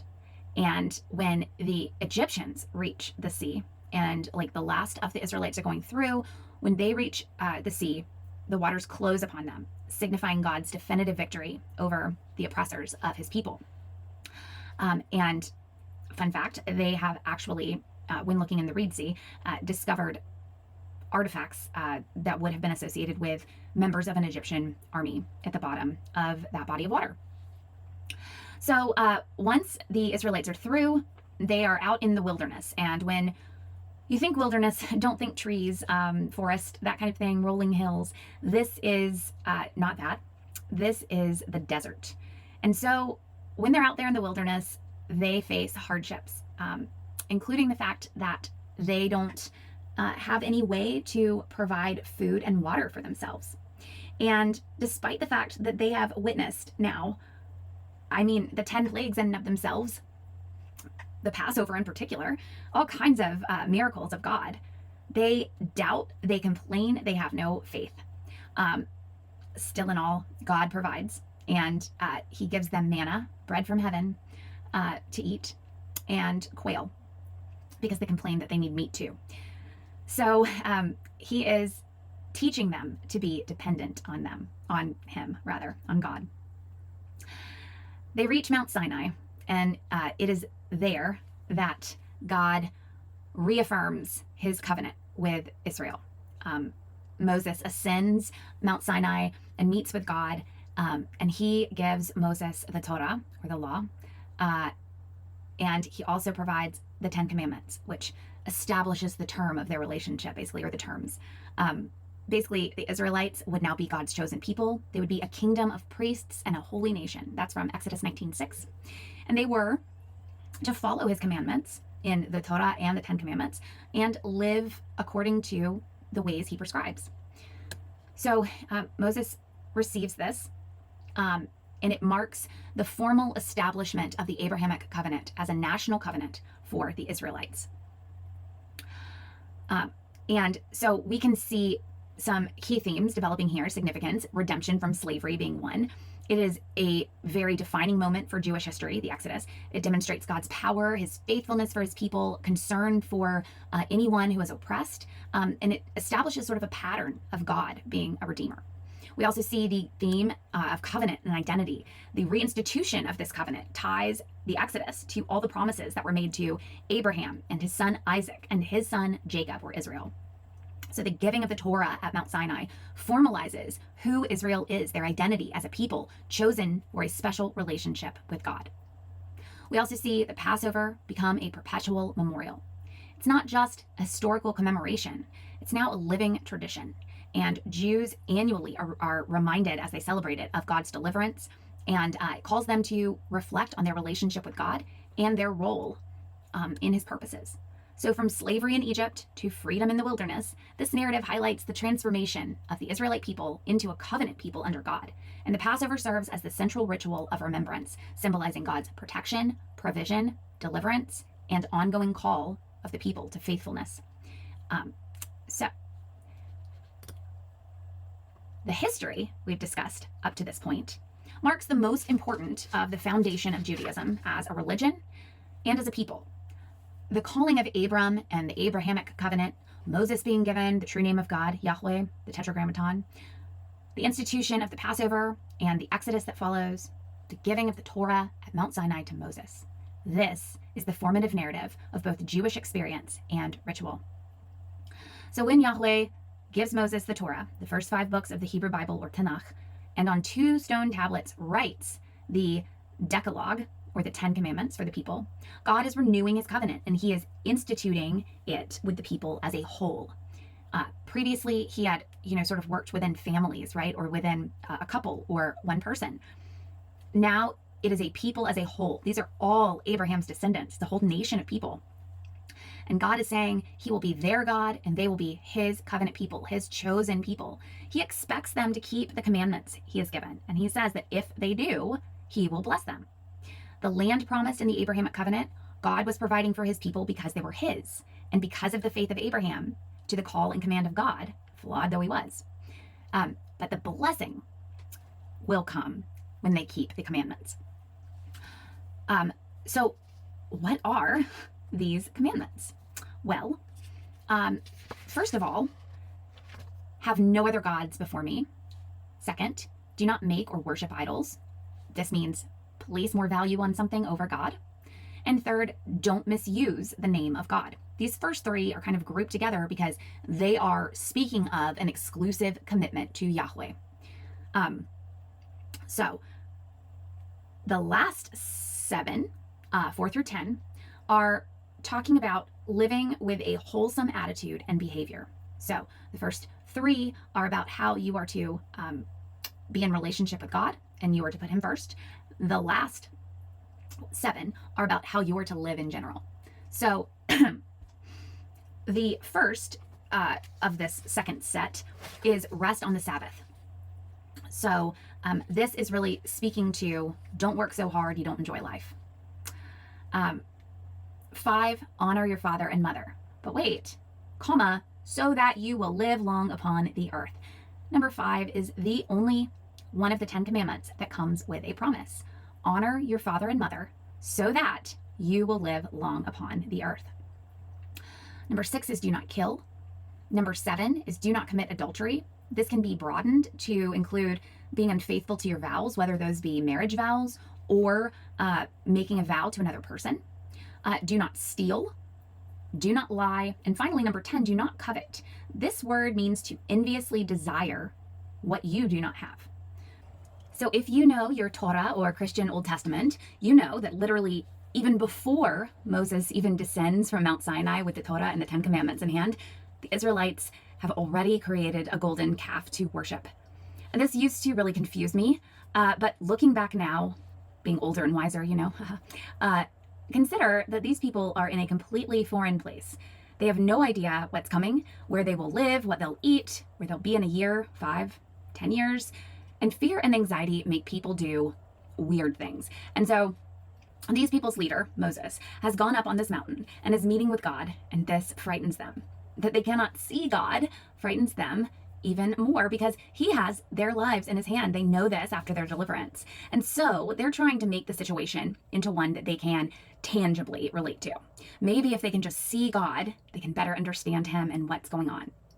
But this blows up in their faces. Moses comes down from the mountain and he sees them and what's going on, and he smashes these stone tablets. And a lot happens, okay? It's important to note that the people do receive the Torah, at least some of them, and they do receive the Decalogue or the 10 Commandments. But it's important to note that from there, a journey that should have been a 3-day hike, if you can see the red play symbol or triangle here, that's Goshen, where the Israelites lived in Egypt. And they are going here to this yellow star. So according to Apple Maps, this should have been 3 days walking. Their destination was Canaan, obviously, but it should have taken them 3 days to walk to, and yet it takes 40 years. So let's see why. What purpose did Yahweh have for the Hebrews in this wilderness wandering?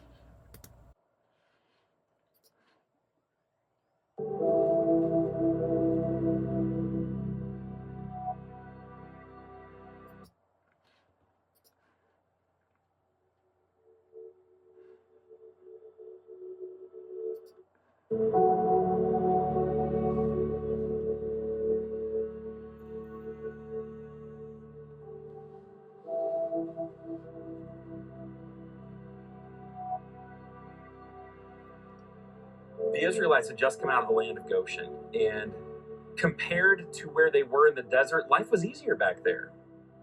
The food was readily accessible, they had put down roots, there was a community, and you leave all of that ease, even though they were in bondage and enslaved, you leave all of that ease and come to this. And you don't know where you're going, and you're just doing it day by day, and the sand, the desert wants to kill you. And it makes sense why the Israelites would have struggled in their faith and challenged Moses, like, why'd you bring us out here? Why'd you bring us out here to die? Slavery and bondage was easier than this. It was better than this. And they just didn't have a different perspective. So being out here in this, I understand why they were struggling.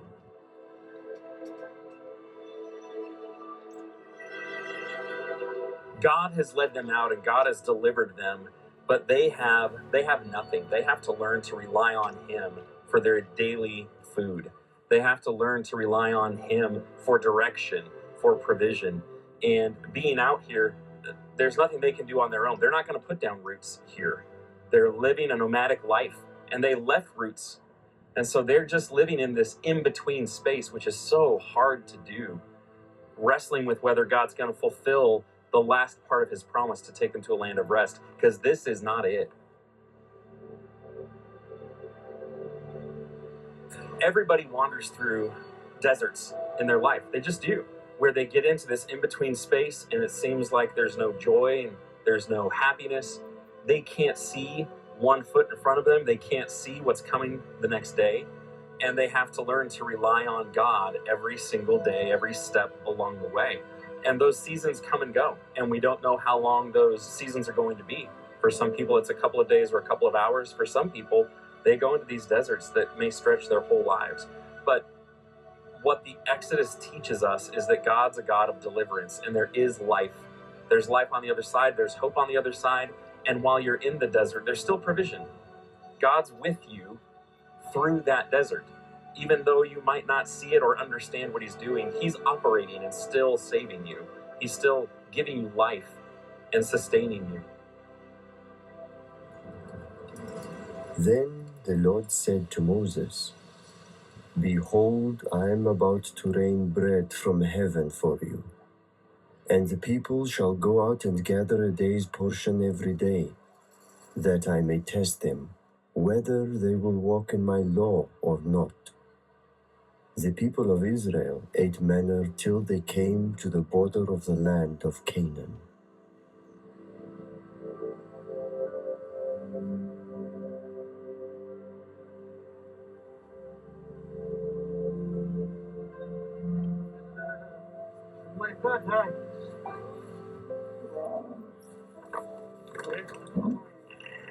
The camels, they're beautiful. Thank you. You're welcome. What is on the nose of this one? And yes, no friend carries fear. Because he likes Okay. I wondered if that's what that was. Yeah, that makes sense. Yeah. What is life like living in the desert out here?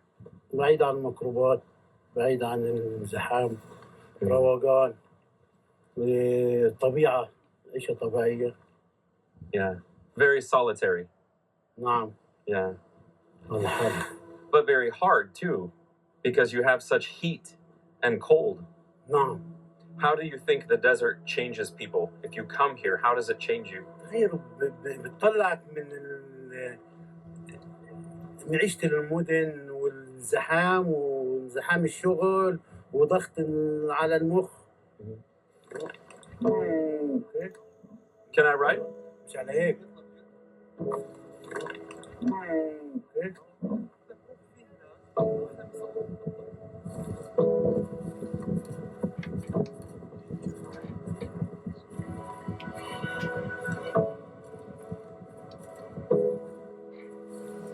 God chose this empty and solitary place to help his people clear their minds and break the cords that still tied them to Egypt.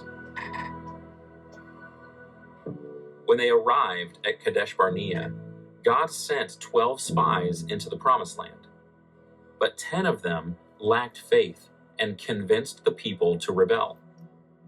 So the Lord sent the Israelites back into the wilderness for 40 years. 40 years. That's a long time to be lost, wandering, looking for direction. 40 years. It was necessary to remove doubt and worry and replace it with faith. We're all wandering in the wilderness at times in our life, stumbling, tripping over ourselves as we look for a way out of our sin and idolatry.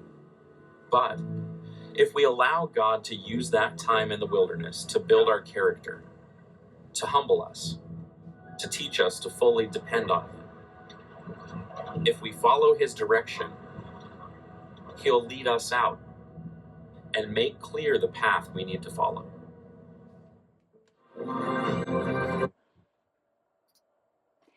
Okay, so I just think that it's very helpful to kind of see actually where these people were walking and where they were wandering for 40 years. Very desolate space. And really, Yahweh used that time to show these people that, He meant what He said. And they do come to convey trust to Him. Of course, like all of us, they are just humans. So 40 years wandering in the wilderness before the Israelites enter the promised land of Canaan.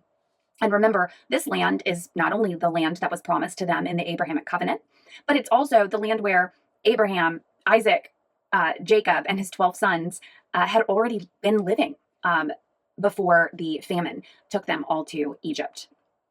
So Moses, their leader, because of sin, does not live to see their entry into Canaan, into the promised land. And instead, he dies in the wilderness. But this land is gradually conquered under Moses' successor named Joshua and his successors, during which time Israel is then led by a series of leaders known as judges and prophets as well.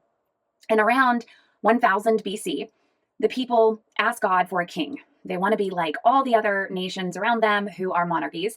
And so, as God often does, he gives them exactly what they ask for. And it doesn't really go as they had hoped. So, under a man by the name of Saul, a monarchy is established. And then following his death, David becomes king after a short kind of civil war goes on. And when David becomes king, Jerusalem becomes the capital of the kingdom. And although David is remembered as Israel's greatest king, he is also prevented from being the one to build the temple of the Lord because of his marital indiscretions. So the task falls to his son, Solomon, who becomes king.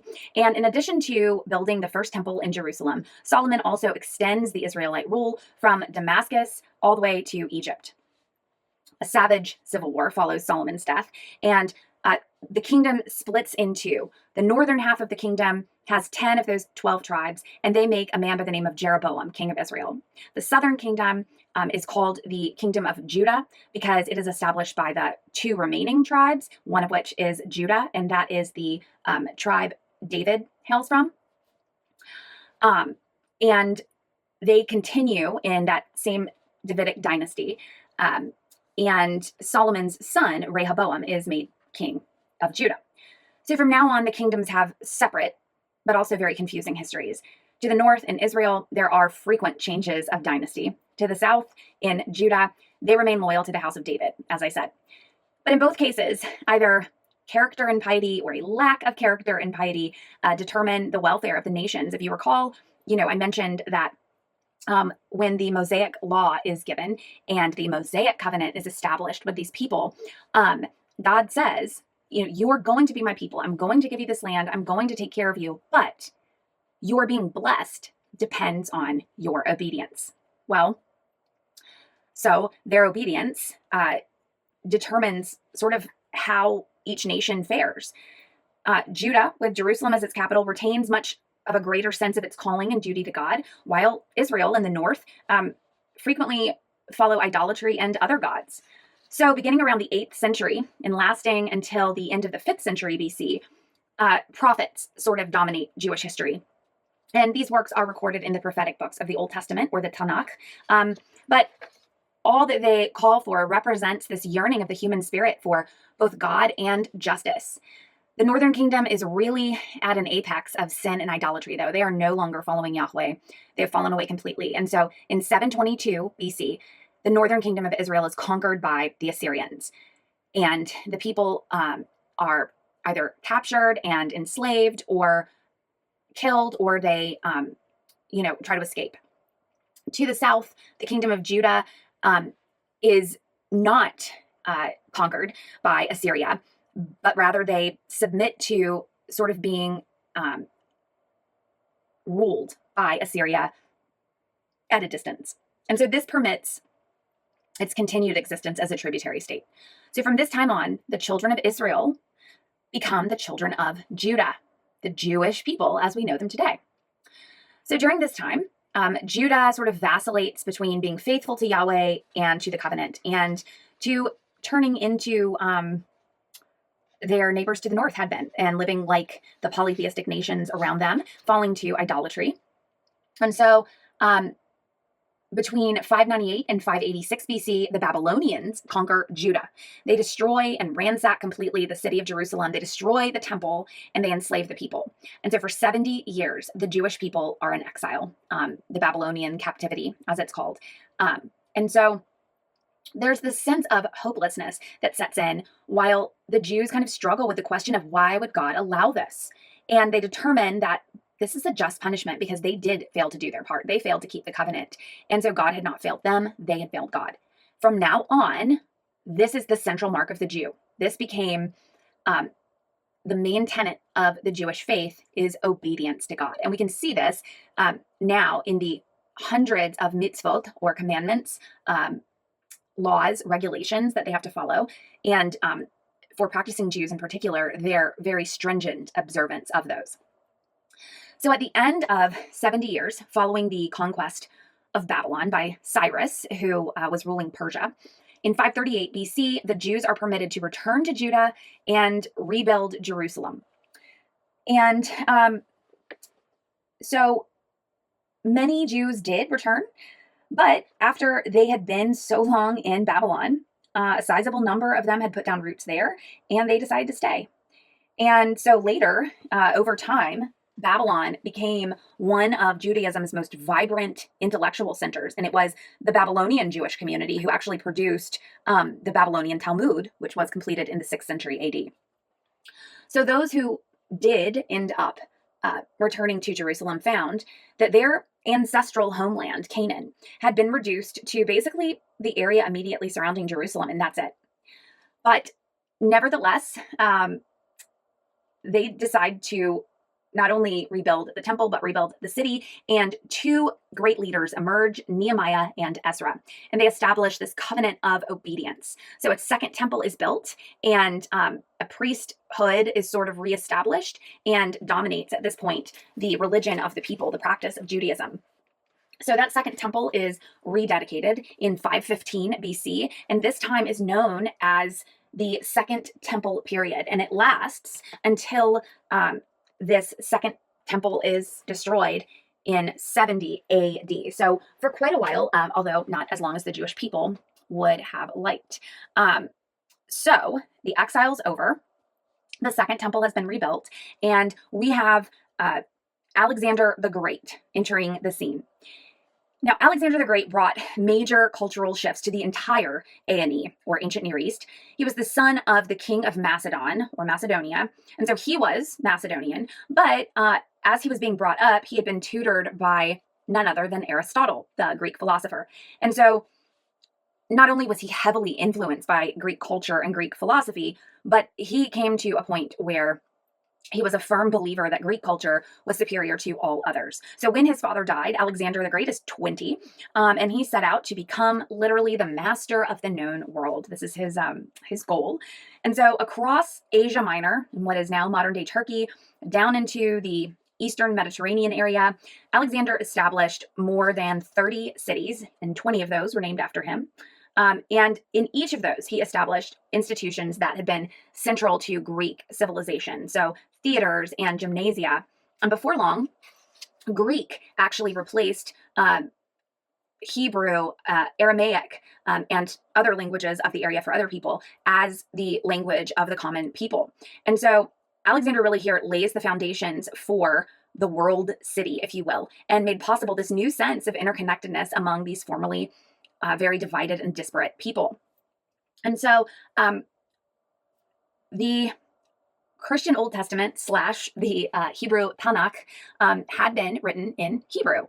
And now that we have many Greek-speaking Jews, around 200 BC, a set of about 60 or 70 Jewish scholars decide to translate the Tanakh into Greek.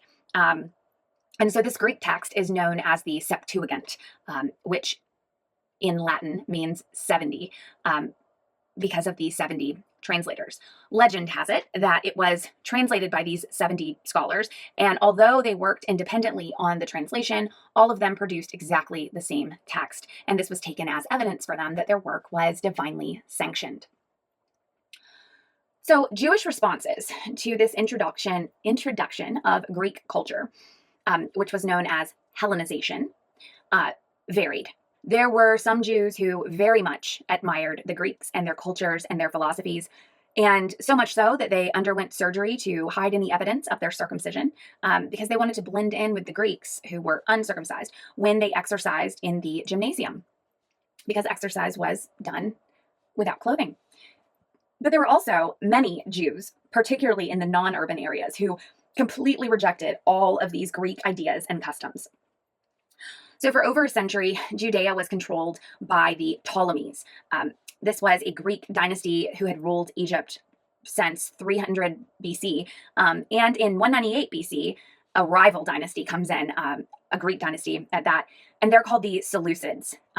They were already in control of Syria, and now they come in and they knock out the Ptolemies for control of Judea. One of these Seleucids is a man by the name of Antiochus Epiphanes. And Antiochus Epiphanes was a Seleucid who strongly advocated assimilation for his subjects. They needed to be Greek in all ways. And so he goes so far as prohibiting the reading and teaching of the Mosaic Law. He commands that any Torah scrolls be burned, and he makes observation of the Sabbath a crime punishable by death. He also orders that women who had had their sons circumcised be put to death. The first book of Maccabees, which is one of several texts that are part of what is known as the Apocrypha, and they're excluded from the Jewish Hebrew canons as well as the Protestant canons, but are included in both Catholic and Christian Eastern Orthodox Bibles. They contain some very gruesome stories of mothers who were executed with their sons' bodies literally tied around their necks. And you can see this firsthand in First Maccabees, speaks sort of all about this. And so all of these things are extremely painful for the Jews. We are seeing, persecution rear its ugly head. And they can endure all of this, right, to a point. But the most egregious actions of all are when Antiochus Epiphanes goes after the temple, which for the Jewish people is where God's presence is on earth. And, as we mentioned more, speaking about the creation from the Jewish viewpoint, the celestial sanctuary or temple in heaven with God is the same as the one that was on earth. And so it was a meeting place between heaven and earth. So Antiochus Epiphanes goes into the temple, ransacks it, erects altars to Greek gods. He places a statue of Zeus in the sanctuary courtyard. He sacrifices pigs there on Yahweh's altar. Pigs are animals Israelites are forbidden to eat, and they would never offer them to Yahweh because they're considered to be unclean. And Antiochus also intervenes in the selection of the temple's high priest. And when Jews object, he imposes even further stricter restrictions on them. So this really explodes here. Antiochus Epiphanes may have said he wanted to promote political unity, but since religion was intertwined with all aspects of life at this time, when the Jewish people, take note of this, they see his actions, justifiably so, as a comprehensive attack on everything about them, their entire way of life. And Jews who refuse to transgress, to repent for defending Judaism or to stop following the laws of their faith, were often tortured or put to death. And we can see more graphic descriptions of this in 1st and 2nd Maccabees. But some Jews interpreted this persecution as a sign that the end of the world was imminent. And so this apocalyptic perspective is also reflected in the last several chapters of the book of Daniel, which actually describe the toppling of Antiochus from his throne. And chapters 7 through 12 of Daniel, which is a part of the Hebrew Bible, it's in the Ketuvim, so the last section of writings, are thought to have been written during this period. And so now we will So I mentioned the 6 Days War in our discussion of Islam.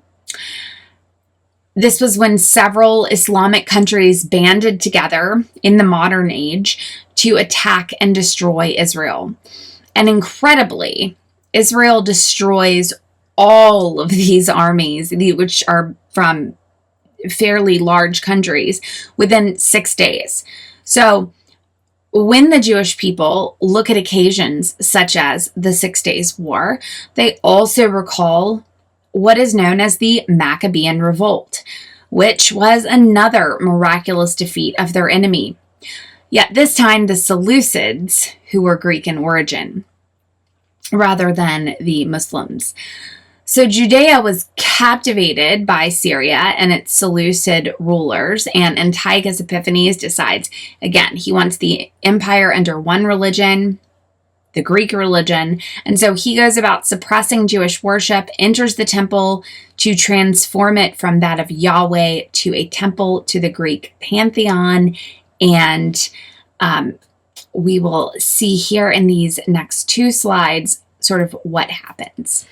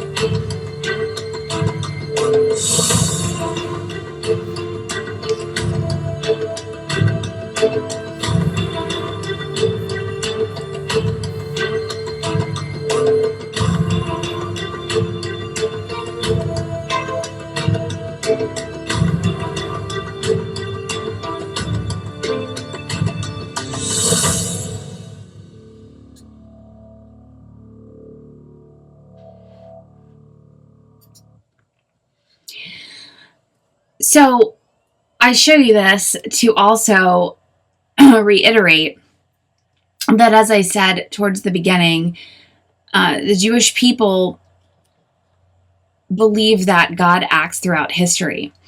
And so not only do they look now back at the 6 Day War and see, God protected us from our enemy in this instance, but they look back on battles and revolts and wars of the past, and they are able to then see God's hand at work in those events, taking care of his covenant people. So,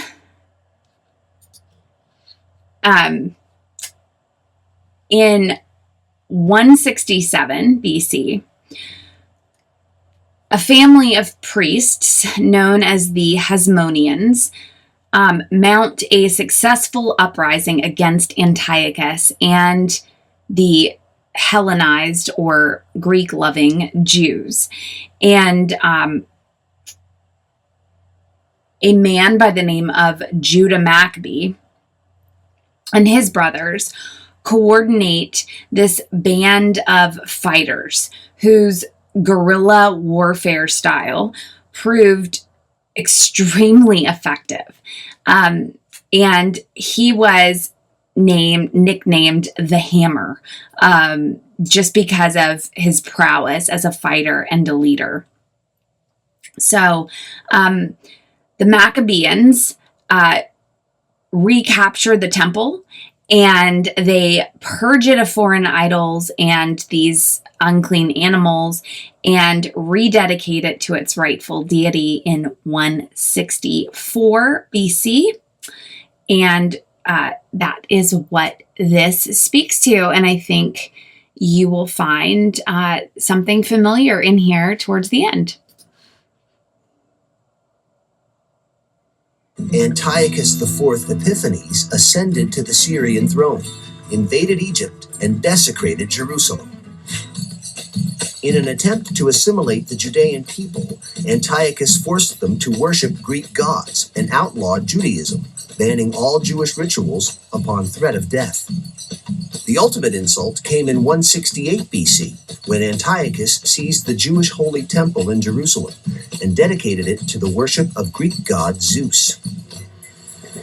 For a Jewish high priest named Mattathias, it was time to take a stand. Together with his 5 sons, Mattathias sparked a revolt, pitting the desperate Jewish faithful against vastly superior Syrian armies.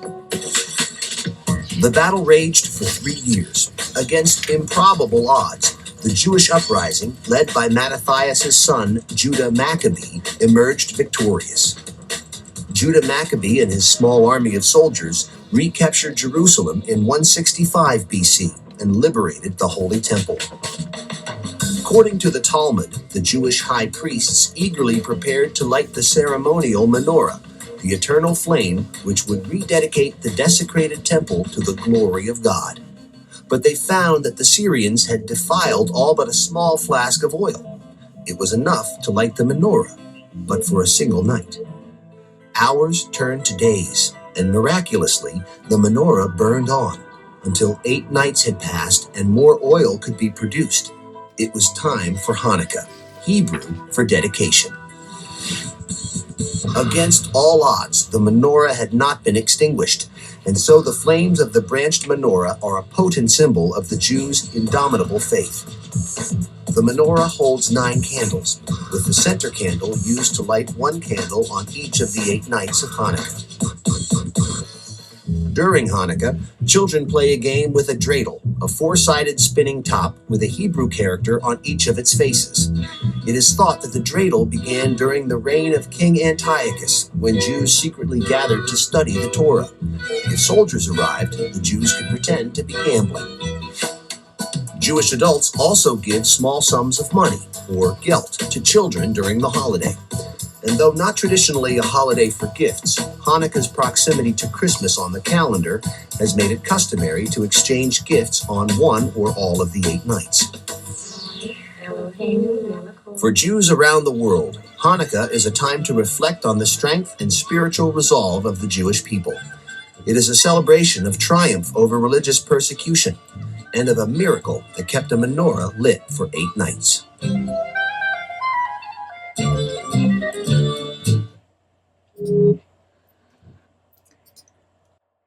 Okay, so if you've ever wondered where Hanukkah came from, that is its origin. Hanukkah means dedication in Hebrew, and this is the celebration of the rededication of the temple and the miracle of the oil lasting 8 nights instead of 1. So the outcome of this rebellion is a period of about 100-ish years of semi-independence for Judah. And during this period of independence, several different groups sort of arise. First of all, we have the Sadducees and the Pharisees. The Sadducees come primarily from the wealthy, sort of upper echelons of society, and they made up most of the membership of what is known as the Sanhedrin, which was like the Jewish council. They were responsible for the running of the temple and, in particular, the sacrificial system. So they considered the Torah to be the only authoritative text, and they demanded a very narrow, very literal interpretation of it. And they focus on worship at the temple, on sacrifice and ritual practice as the Jews' primary obligation. The Pharisees, by contrast, wanted to apply halakha to everyday life. And so, although the early Christians interpreted this focus as very narrow and legalistic, the Pharisees were very concerned with what it meant, really, to live their lives in accordance with the Torah. So they were very legalistic. But in contrast to the Sadducees, the Pharisees tended to interpret Scripture a little bit more broadly. They had more of a social conscience. They practiced prayer and fasting and their almsgiving. They believed in the resurrection and a future day of judgment, which the Sadducees did not. And for them, the entire Tanakh was sacred and worthy of study. So for the Sadducees, it was just those first 5 books of the Torah. In about 63 BC, the Roman general Pompey had been called to Judah to basically clear up any rivalries or squabbles, basically, that are going on. And he was supposed to sort of act as an arbitrator. And so Judah at this point becomes a puppet state of Rome and has Roman advisors sort of guiding, quote unquote, the policies of this quote unquote Jewish king.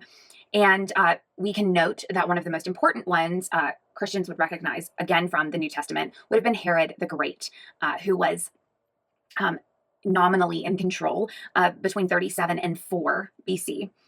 And so these apocalyptic movements that are emerging at the time, of course, call for the expulsion of the Romans and the establishment of the kingdom of God on earth. And these become even more intense after Herod dies, and the Romans then drop all pretense of interdependence or independence of the Jews and assume direct control of the country. And who is the ruler? None other than Pontius Pilate. And he rules until 36 AD. So Jewish rebellions grow in the area, but it really was Pontius Pilate's successor, Florus, who provoked the most deadly of the rebellions. And then we have the Zealots. The Zealots did not exist as an organized group until well into the 1st century AD. And in contrast to groups like the Sadducees, the Zealots vehemently refused to cooperate with Rome. They encouraged fellow Jews to engage in rebellion against Rome. And so you have the First Jewish Revolt, which takes place in 66 AD. And in the course of this, most of Jerusalem, including the temple, ends up being destroyed, and much of the Jewish population is either killed or forced into slavery at this point. So let me just also mention that when the Romans, institute a census in Judah in the 1st century AD, so if you, again, know your Bible, and this would be New Testament, this census occurs within New Testament history for Christians right before Jesus is born. And so when they institute this census, the Zealots rise up.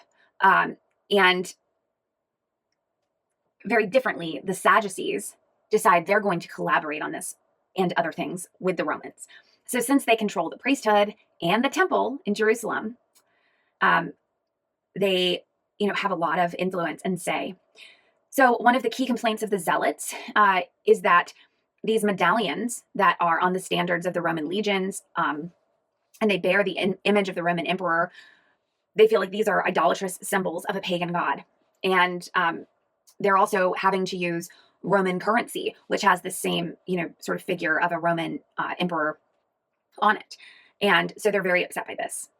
Let me pause here and say that, first of all, because of the apocalyptic movements that are going on at this time, Jews believed that this was the entry point, for the Messiah, or the Messiah. And they believed that he was going to overthrow Rome.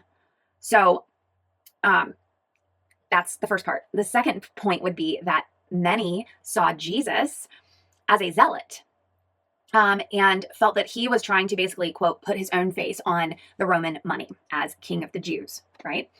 So take those two things and then look at the fact that the Sadducees, who are collaborating with the Romans, control the priesthood and the temple.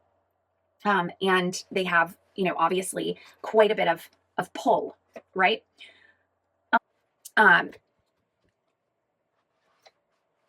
Florus, again, the successor to Pontius Pilate, the Roman governor, known as the procurator, he is facing now an increasingly unstable situation. There are riots between Greeks and Jews. There are riots between Romans and Jews. There are riots between Jews and Jews. And so he is exasperated, and Florus allows his troops, the Romans, to run riot in Jerusalem, and they end up executing a number of Jewish leaders. Well, in retaliation, Jewish rebels kind of began to go after pro-Roman Jews and anyone who favors the Jewish or the Roman people. And so at this point, the Roman governor of Syria invades Judea. But when he attempted to capture the temple, his troops were driven back and he ends up retreating. And so Emperor Nero in 67 AD appoints a new general named Vespasian. And at this time, zealots had seized control of Jerusalem. And so in March of 67, Vespasian begins his march into Judea. And he fought for a year, and then Nero dies. And so Vespasian is then appointed emperor of these eastern provinces. And so he appoints his son to take up the battle in the Jewish campaign. His son is Titus. So Titus takes over Jerusalem, and it falls to the Romans in 5 months. He lays it waste, and the Jewish population was severely punished, with many of them either being enslaved or sent to the arena to actually face certain death there, but by some very barbaric acts. The Second Temple is also destroyed in 70 AD. And basically at this point, the zealots are trying to hold out in resistance as long as they possibly can. And they end up being backed into a corner. And so we will see sort of what happens and how this wraps up.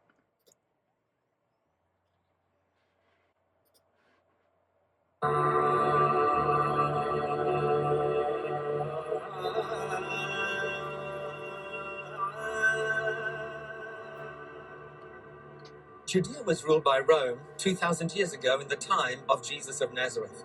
Even then, the people were chafing under Roman rule.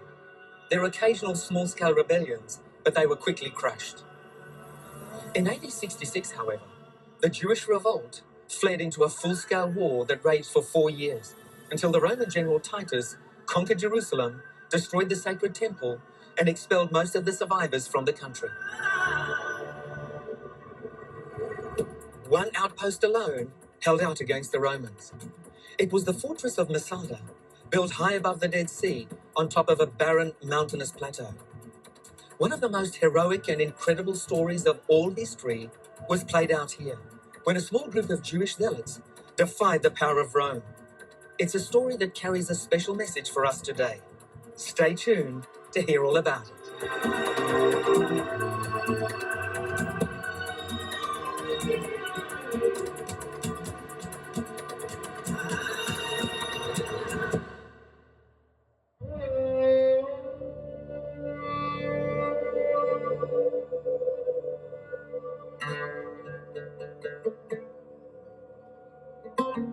Masada is a natural rock-top fortress overlooking the Dead Sea on the eastern edge of the Judean desert. Due to its natural features with steep sides and no easy access, the place is virtually invincible. Herod the Great recognized the unique characteristics and strategic advantages of this natural fortress, both for defense and pleasure. He was a Roman client king of Judea, who ruled this region from 37 BC to 4 BC. He wanted a fortress, a place of refuge, in case the Jews should rebel against him, or the Egyptian pharaoh Cleopatra, who wanted his territory Judea, should try to have him killed. So he fortified Masada with walls, gates, and towers. He also liked his creature comforts, and so he turned it into a luxurious vacation palace. It was elaborately designed and decorated. The residential area cascaded in 3 tiers down the cliff face and was complete with swimming pools, executive offices, and grand bathhouses, and even a private sauna. The palace offered a magnificent view of the Dead Sea and the Judean desert. Great cisterns were carved out of the rock to catch and store the precious water brought by occasional rains. No expense was spared. Here was a self-contained palace fortress truly fit for a king.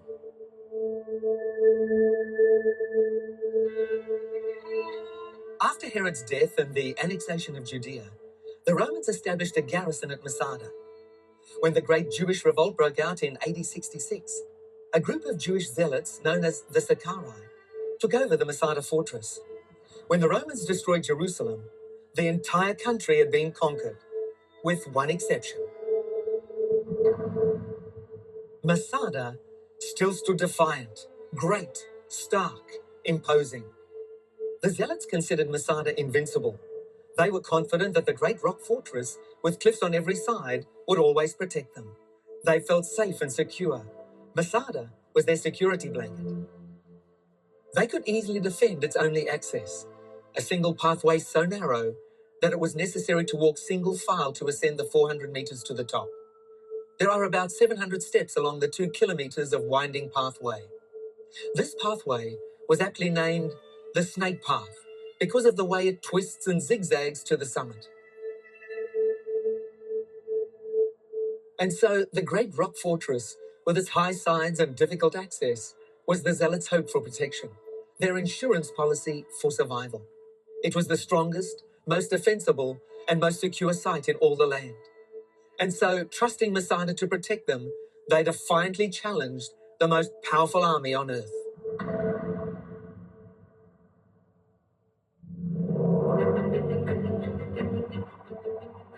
For 2 years, the zealots harassed the Romans with raiding operations from Masada. They engaged in guerrilla tactics, hit and run, strike hard, strike unexpectedly, and then just disappear. They always returned to the safety of Masada. And then in March AD 72, the Roman governor-in-general, Flavius Silva, decided he'd had enough. He marched against Masada with his 10th Legion. They brought water, timber, and provisions. The 10th Legion was prepared for a long siege. After setting up their camp at the base of Masada, the Romans built a 4-kilometer wall right around the base of the Great Rock, so that no zealot could escape. The remains of the Roman camp and wall can still be seen today, a reminder of their careful and well-executed strategy. The zealots were now confined to their cliff-top fortress. But as they watched all this activity from high up, the zealots weren't too concerned. They were confident that Masada could withstand any attack. The great fortress would always protect them. The Romans continued their methodical preparation. On the western side of Masada, they constructed a ramp from stones and beaten earth. Stone by stone, they steadily built their ramp of doom. On this embankment, they built a siege tower. The giant Roman catapults were placed in position and were soon firing massive boulders at the zealots in the fortress. These missiles, these great boulders, can still be seen at Masada today. The Romans then moved their battering ram up the ramp and began to pound the walls. The zealots desperately defended, but soon a section of the wall crumbled and was destroyed. However, the zealots had built another wall of timber inside the section that had been destroyed, and they banked it up with soil. This soil was soft and yielding, so when struck by battering rams, it only became more firm. But Flavius Silva had a plan and was prepared. He directed his men to throw fiery torches at the wooden wall and set it alight. Quickly, the wall became a mighty flame. The Romans then returned to their camp, certain of victory the next day. So it was that next morning, just before dawn, on that fateful day in AD 73, Silva's men moved up the ramp and charged through the battered wall with swords raised, ready for battle. But there was no clash of swords. There was no opposition. There was no sound. They were met only by an eerie silence, the silence of a cemetery. What they saw led them to fall back in shock and disbelief. For here, all about them, were the freshly slain bodies of the zealots they'd expected to fight. There were 960 of them, men, women, and children. Their bodies systematically grouped on the rocky surface. The battle was over. The Romans had won. Masada had fallen.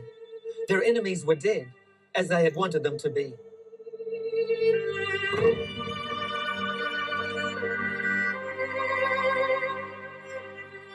But the Romans were cautious. They weren't sure how many zealots there were. Could more be in hiding, waiting for the right moment to attack? Together, the soldiers let out a great shout, and at the sound of their mighty bellow, 2 women and 5 children emerged from their hiding place. the only survivors. One of the women told the whole story to the Roman soldiers. She explained in detail what had happened, and that's how the historian Josephus was able to record it all for us. You see, after the emergency wall had been burned and the Masada defenses had been breached, the leader of the zealots, Eleazar ben Yair, realized that the great rock fortress could no longer defend them. He knew that the end was just a few hours away. There were only two options. They could fight to the death, or they could surrender to the Romans and become their slaves. It was death or slavery, one or the other. But as he revisited the situation that night, Eleazar ben Yair realized that there was one more choice. If they must die, they could choose the kind of death. They could die in honor instead of defeat. He called his men together and explained the plan. He reminded them of the disgrace of slavery to the hated Romans. Here are the words of part of his impassioned and famous speech. Since we long ago resolved never to be servants to the Romans, nor to any other than to God himself, who alone is the true and just Lord of mankind, the time is now come that obliges us to make that resolution true in practice. We were the very first that revolted, and we are the last to fight against them.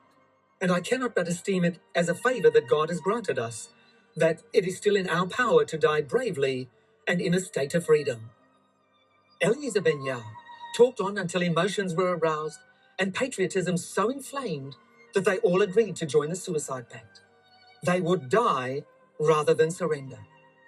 Each man gathered his own family together, tenderly embraced them with tears in his eyes, and then he took the lives of those he loved. When this was done, the men cast lots and chose 10 men to slay all the rest. Each man lay down beside his wife and children and submitted himself to the death he'd inflicted on them. And the last 10 men then cast lots to see who would slay the other 9. And finally, the last man set fire to the palace and then died by his own sword. Only the 2 women and 5 children escaped. So ended one of the most incredible stories of all history.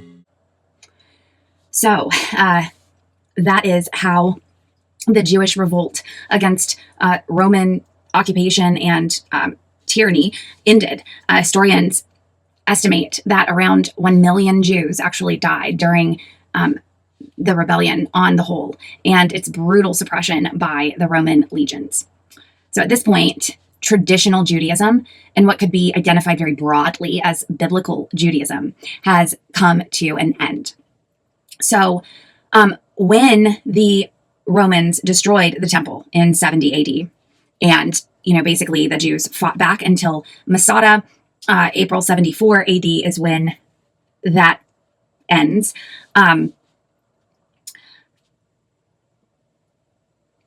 Pretty much the only group left are the Pharisees. And now by the 2nd century AD, those who would have been called Pharisees in an earlier time are now referred to as rabbis.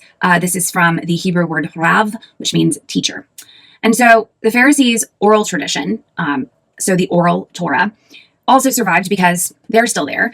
And it's further developed because the rabbis add their own interpretations to what they've inherited. And so according to rabbinic tradition, God had given Moses the oral Torah at the same time as he had given the written Torah.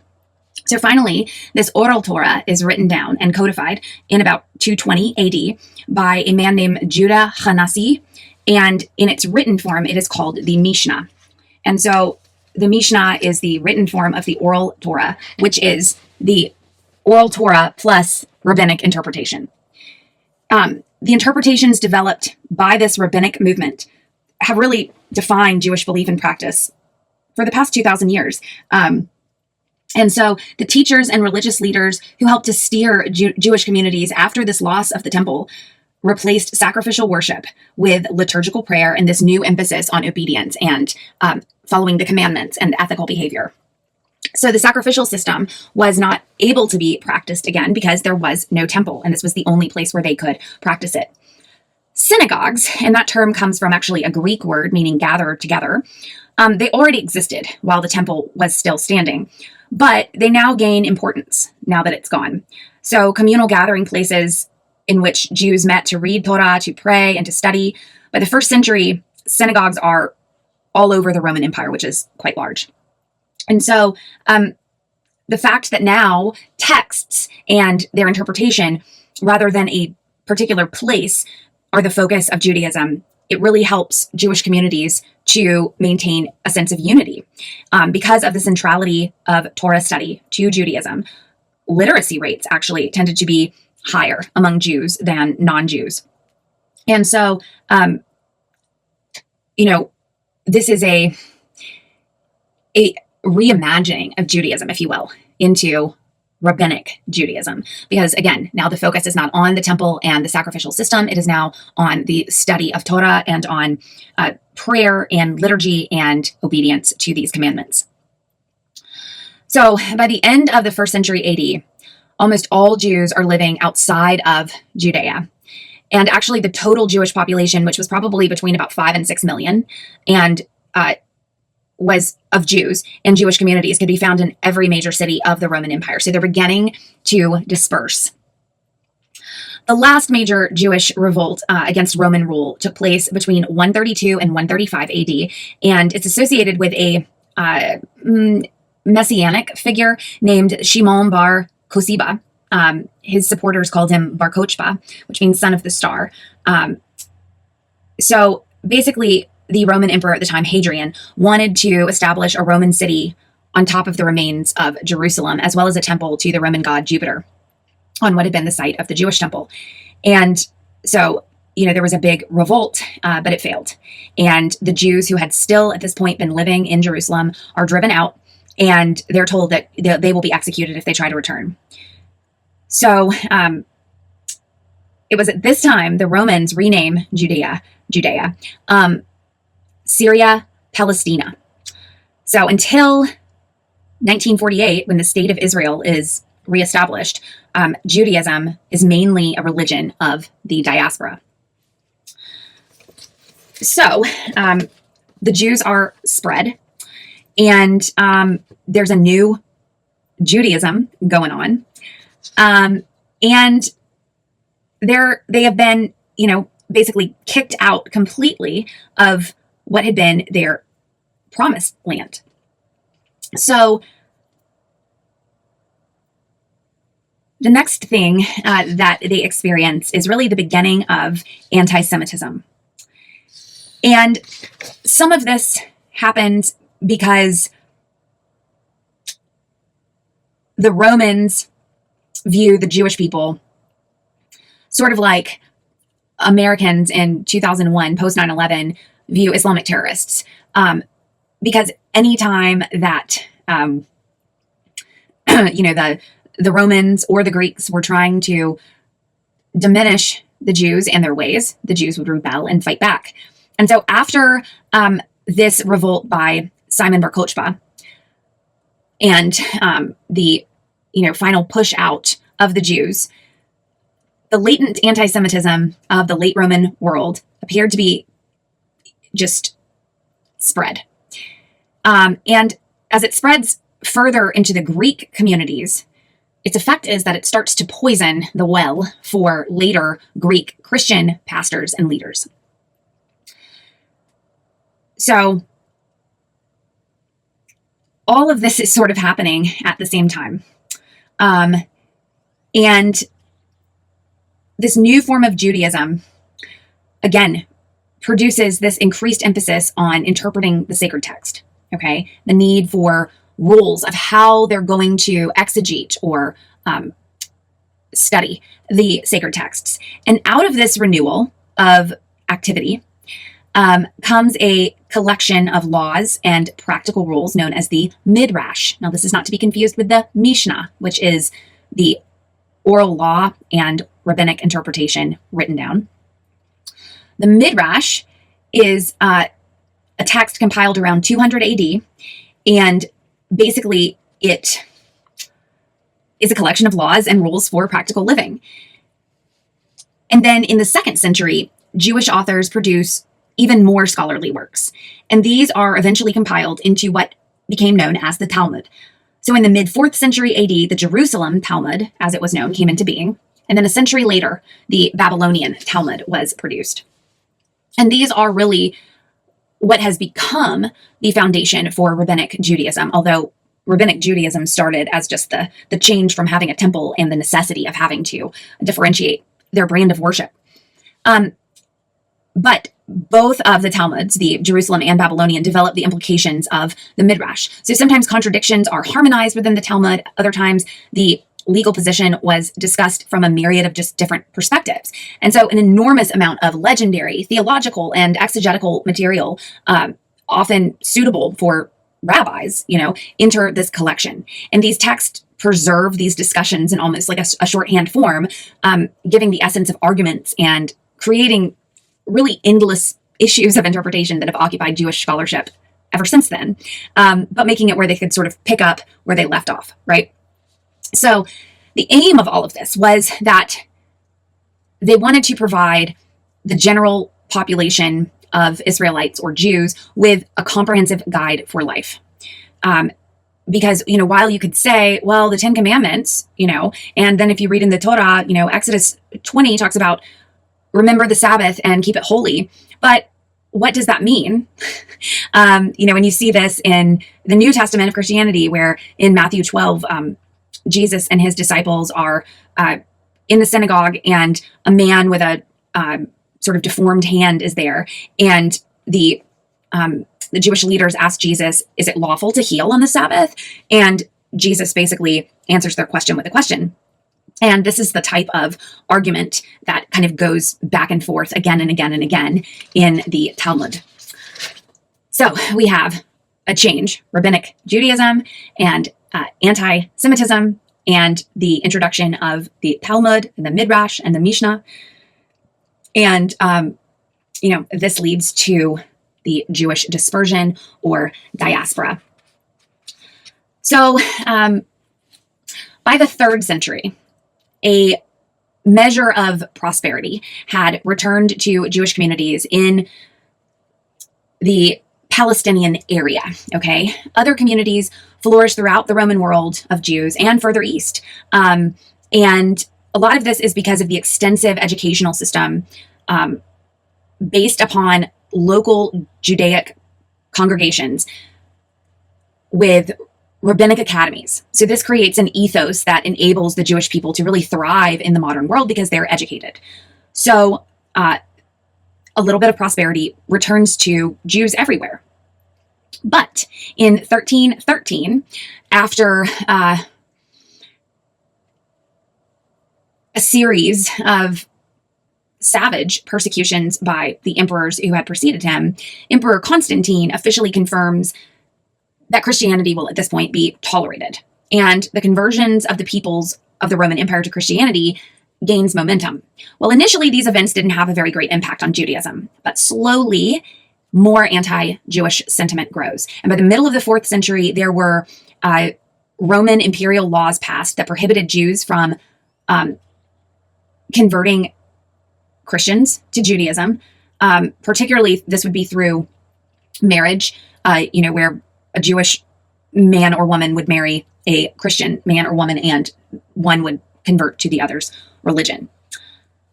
So in the 5th century, more laws were passed, and these prevented Jews from holding government positions. And so Christian theologians at the time believed that it was the duty of Christians to convert Jews whenever possible. And in eastern parts of the Roman Empire, memories of the Jewish revolts against Rome and against Greece as well, and the Greek leaders, lingered. And so anti-Semitism was strong there, and it was encouraged by these fiery Christian sort of preachers or pastors. And so, not only did these Christian theologians want to convert Jews, because Christianity at this time is a new, religion, they're not really sure how. So then you go even further east, and we're now in what is modern Iraq, then known as Babylonia. Jewish communities there are flourishing. Jews had originally been deported there by Nebuchadnezzar in the 6th century during the Babylonian exile. And although many of them had returned to rebuild Jerusalem as soon as they could, As I mentioned, there were plenty who stayed and ended up making Babylon a center for Jewish scholarship. So the conversion of the Roman Empire under Constantine, a little later, to Christianity actually helps the Jews in Babylonia, because the local rulers, fearing that Rome is going to take them over as well, favored the Jews and then persecuted the Christians because they suspected the Christians of being in support of Rome, who now has a state religion of Christianity. So by the 5th or 6th century, Judaism is flourishing in Babylonia and in some border areas beyond the Eastern Roman Empire. At the same time, though, its status in the Roman Empire itself, particularly in the Greek-speaking Eastern Empire and areas that were once part of the Roman Empire in the West, was less stable. But nevertheless, Judaism had really staged a quite remarkable recovery from what had been a very dark first century, and, with Rome destroying Jerusalem and the temple. But the unity of this Mediterranean world under Roman rule was shattered in the 7th century by the rise and rapid conquests of Islam. And so at first, it appeared that Muhammad wanted to welcome the Jews because he hoped to convert them to his, new brand of Abrahamic faith. But when they reject him as the true prophet, he decides he will no longer be in support of them and will instead denounce the Jews. So as a consequence, one, if not more, of the Jewish tribes living in Arabia at the time were exterminated. At least 2 others were either expelled from the area or enslaved. And by 644, as we've already spoken about, Muslim armies had conquered Syria and Palestine, Egypt, Iraq, and Persia. They were on the verge of entering India. They then swept across North Africa and enter Spain, where they conquer 2/3 of Spain. And so the treatment of Jews sort of varies from place to place. It depends on who the local ruler is. And so there is this treaty that's drawn up in 800. It's called the Pact of Omar, and it defines the Jewish-Muslim relation. And under this treaty, numerous restrictions are placed on Jewish communities. Again, the rise of this anti-Semitism here, right?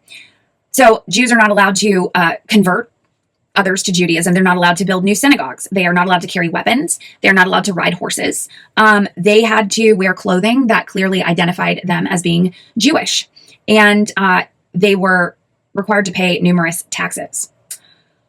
So initially, these Jewish communities and their scholarly rabbinic traditions do very well in Muslim lands, particularly Spain. But changes within Islam bring an end to that, particularly for the Spanish Jews. In 1086, the Spanish rulers invite North African Muslims to help them lead an attack on the Spanish Christian communities that are in the northern area of Spain. And preparations for a new holy war lead to the persecution of Christians under Muslim rule, and this soon leads to the persecution of Jews as well. So after this calms down, the Jews of Spain get about 2 more centuries of really unprecedented prosperity and this golden age of Jewish scholarship and learning. But this comes to an abrupt end in the middle of the 12th century when this Moroccan Berber dynasty takes control of Spain and a new wave of persecution comes in. Jews are then given the choice of converting to Islam or being kicked out. They cannot remain in Spain. So in practice, this often means really you can convert or they will kill you.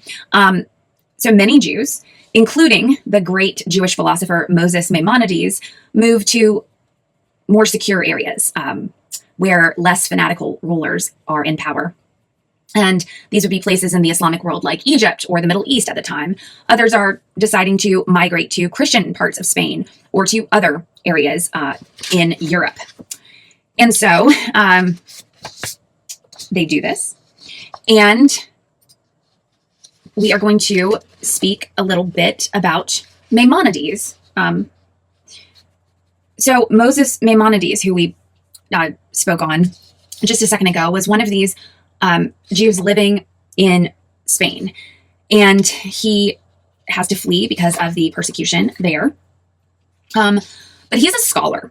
And he is famous for codifying Torah law and Jewish philosophy. He's often called the Rambam because he's Rabbi Moshe ben Maimon. So if you take like the first few letters of all of those, it's Rambam. But he also compiled this set of 13 principles of faith, which were derived from the Torah. And he refers to these 13 principles of faith as the fundamental truths of the Jewish religion and its very foundation. So where there had not been one before, here's another introduction via rabbinic Judaism. Judaism now has a creed of its own. So if you think of the Apostles' Creed or the Nicene Creed, I believe in God the Father Almighty, maker of heaven and earth, and Jesus Christ, his only Son, born of the Father before all ages, God from God, light from light, true God from true God, begot not made, something like that.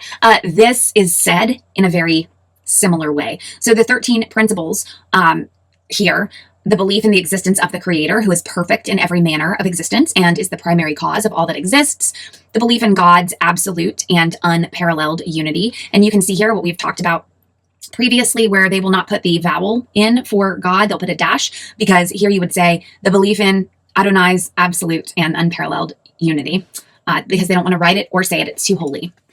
The belief in God's non-corporeality, nor that he will be affected by any physical occurrences such as movement or rest or dwelling, the belief in God's eternity, the belief or the imperative to worship God exclusively and no foreign false gods, the belief that God communicates with man through prophecy, the belief in the primacy of the prophecy of Moses, our teacher, the belief in the divine origin of the Torah, the belief in the immutability of the Torah, the belief in God's omniscience and providence, the belief in divine reward and retribution, the belief in the arrival of the Messiah in the Messianic era, the belief in the resurrection of the dead. So these are the 13 principles of faith, and it is actually the custom of many Jewish congregations today still to recite the 13 principles of faith, again, in a slightly prettier, more poetic form, beginning with the words Ani Mamin, I believe, every day after the morning prayers, particularly in the synagogue. So this is an important thing that comes out of all this Jewish scholarship and persecution and diaspora is sort of, these people want something to unite them, to solidify them. And so here come the 13 principles of faith.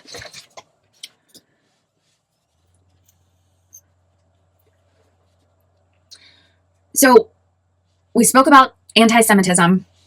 It really arises with everything that happens between the Greeks and the Jews and the Romans and the Jews, and then later the Christians and the Jews. And all it does is grow and build. So in the centuries following, the emergence of Christianity, again, we have Emperor Constantine. And so frequently, the Jews are accused of deicide by Christians, Christ killers, and they are responsible for the crucifixion of Jesus Christ. And of course, this varies, depends on who the leadership is of the church and the government at the time. But, it is rampant, right? So there is that. In some parts of Europe, Jews are denied the right to become citizens, or they're not allowed to participate in the military or the merchant classes. And so because of these things, they tended to sort of segregate themselves and form their own tightly knit communities where they support each other within these European cities. But again, major events in Christianity tended to draw negative attention to the Jewish people. So the First Crusade, for example, in 1096, there's a lot of anti-Jewish sentiment developing there because the Crusaders attacked the Jews in Europe as part of their larger goal of retaking Jerusalem from the clutches of Islam. So even though, popes were consistently forbidding the attack of Jewish communities, there would be plenty Crusaders who disobeyed. And then you had fear-mongering that took things, that maybe the Jews practiced and twisted them. One of these was the legend of blood libel, where the claim was that during the Shabbat dinner or the Passover dinner, Jews were taking, and sacrificing and eating Christian children in a part of their ritual for these Jewish practices and celebrations. So part of this is because, as tradition would dictate, many of these ritual celebrations were observed within the family, and so within the home. And so no one outside of the Jewish community really knew or understood what was going on during these rituals, during these celebrations or feasts. And so they made up things to fit the narrative. Anytime for any group, really, that there is a tragedy or a time of change, people tend to be scapegoated, various groups. And so the Spanish Inquisition is an instance where Jews, Muslims, other religious groups that were smaller were forced to convert or leave or face execution. And, so there was that. And then you have the entrance in the late Middle Ages of the Black Plague, and it continues to sort of, flare up throughout the Renaissance. We know that this is because of rats now, right? But at the time, it was blamed on the Jewish people. They were accused of poisoning the wells of towns. Within the Kabbalah, which is Jewish mysticism, there are esoteric practices, and a lot of it is about searching for this hidden meaning within sacred texts of Judaism. But much like with the Shabbat dinner and Passover, because all of it was confined within the Jewish community, these tight-knit communities, and within the home, much of it, those that weren't Jewish feared that these Jews were practicing magic and then thus poisoning the well and keeping the Black Plague going. You also see this continuing.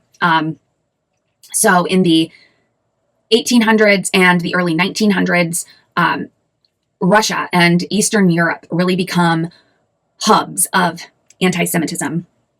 There's this rise of nationalism in that area, and this goes from something that is like a prejudice against the Jewish people in their religion to a racial prejudice as these places become concerned with their own bloodlines, basically. So this area sees an outbreak of these targeted assaults and attacks called pogroms, particularly against the Jews. And so a lot of this stems from the work of Charles Darwin, which you may know, The Origin of Man.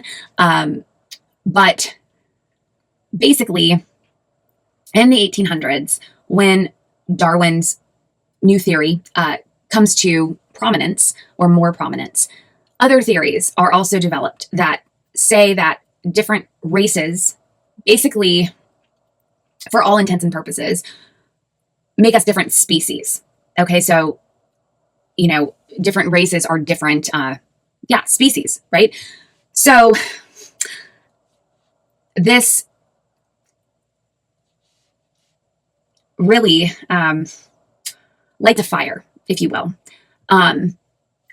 Laws are created that restrict the Jews to small areas. Their land is taken away. They have no ability to provide income for their family. There's this pamphlet or book thing created called the Protocols of the Elders of Zion. And it's created by the Russian secret police. And it claims that the Jews have this, master plan to take over the world. And so all of this melds together so that Jewish European people are now declared to be evil and deceptive. And it's not even just because they're evil. It's because inherently the species that their race of Judaism makes them is an evil race. And so Nazism comes out of this time in the early 1930s after the Great Depression.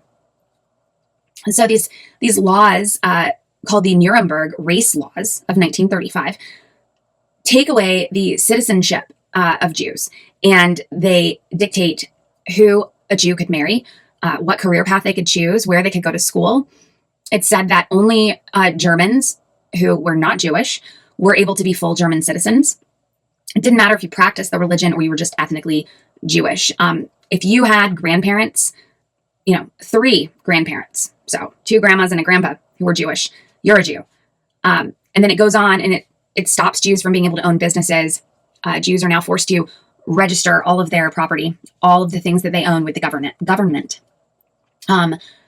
Jewish workers are fired from their jobs.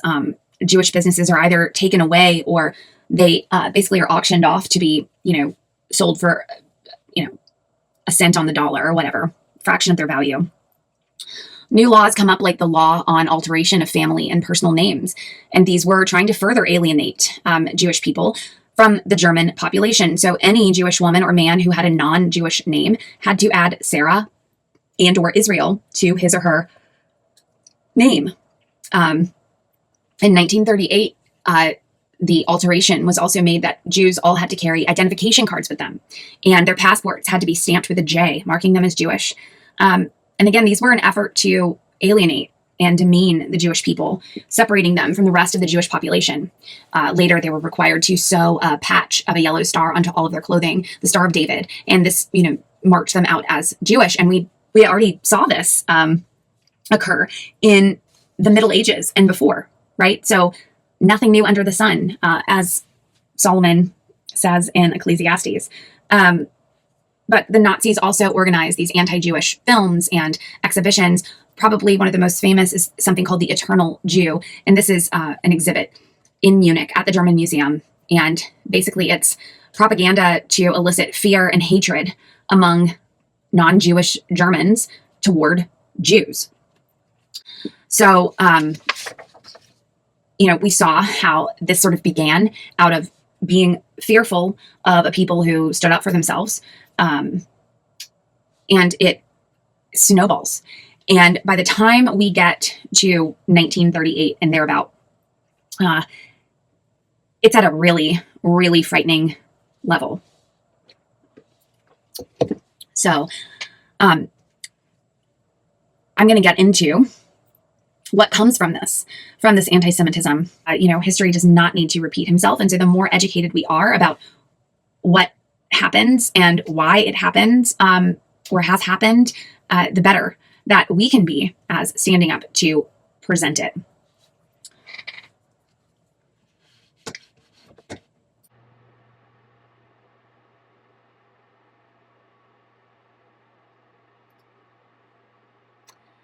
So perhaps the most well-known and absolutely horrific example of Jewish persecution and anti-Semitism and massacre occurred during the period of the Holocaust. But what does that word mean? So the term Holocaust came from the Greek word holos, which means whole, and the Greek word kaustos, which means burned. Historically, this word has been used to describe a sacrificial and spiritual offering that would have been burned at an altar. So when Adolf Hitler became Chancellor of Germany in the 1930s and the Nazi Party comes to power,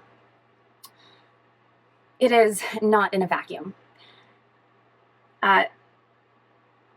Basically, Hitler in 1925 had published his autobiographical work called Mein Kampf, or My Struggle. And in this book, Hitler outlines his worldview and what his plans would be for the resurgence of Germany. So the world had just come out of World War I, and Germany had been defeated in 1918. And there are a lot of things going on. So he's speaking to those things. So Mein Kampf is quite hate-filled, and it reveals how much Hitler hates the Jewish people. In many passages, he is quite explicit about what should be done with Germany's Jewish population. He talks about German nationalism. He talks about anti-Semitism, and also discusses elements of social Darwinism as well, which we touched on earlier. This is the sort of idea that humans, the race that one is dependent of species. So different races are really different species of people. So the Nazis are dominated by this anti-Semitism, and they blame the Jewish people for everything that's happening in Germany. At first, they say that they're going to just expel all of the German Jews from the country, make them leave, go elsewhere. But they soon change course, and they launch a campaign to kill all the Jewish people in Europe. Germany and its allies killed roughly 6 million Jewish people, 1/3 of the world's Jewish population. And of those 6 million Jews killed, it is estimated that 1.5 million were children. So we're just going to talk about a few of the things that happened that were, perhaps early warning signs of what was to come in the next few years with the Nazi regime and the spread of anti-Semitism. It was a gradual process. First, there were some kids who didn't greet you anymore, but it was so gradual that you accepted, or not accepted, but try to ignore these early manifestations of a change of ideology into evil. Everything was fine until, I don't know, I was maybe 3 or 4. One of the kids that I played with called me a dirty Jew and beat me up. So after that, I stopped going to play in the courtyard.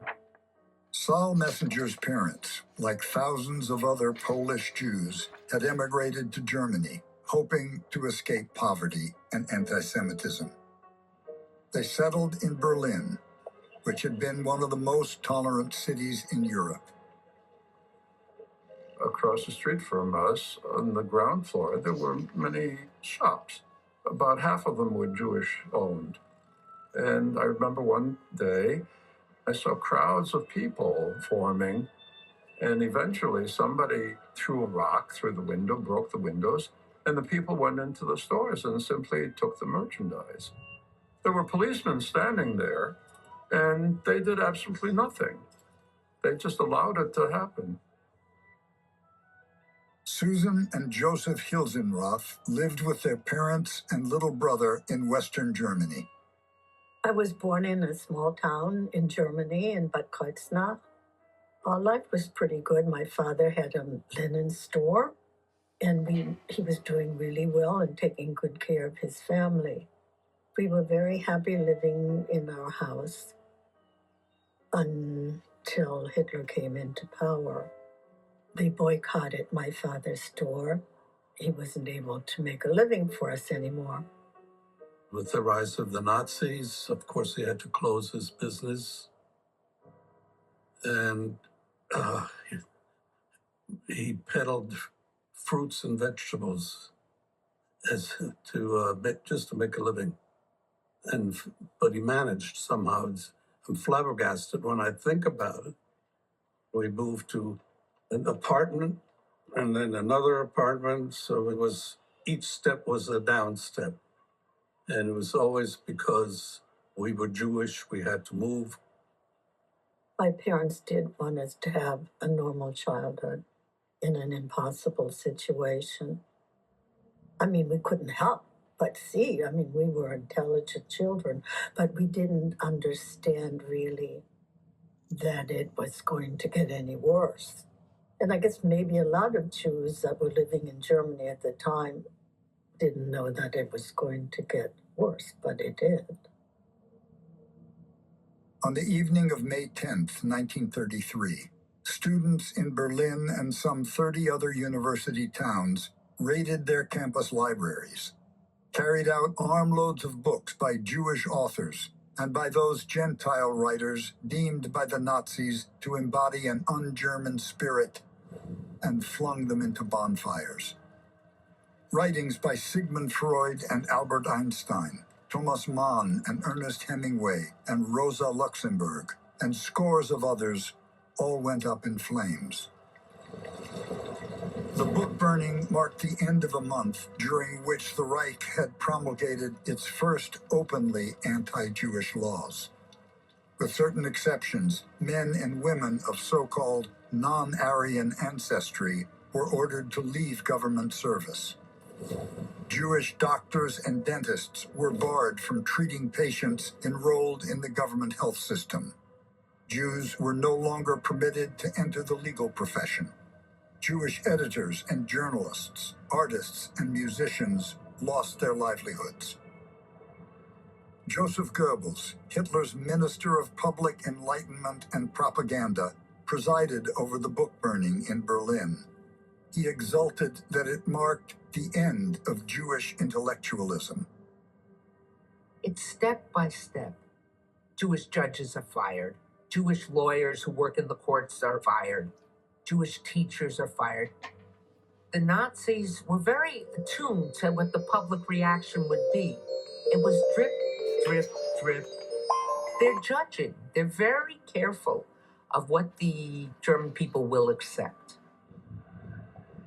Hitler eliminated opposition parties, crushed the labor unions, and would eventually order the murder of potential rivals.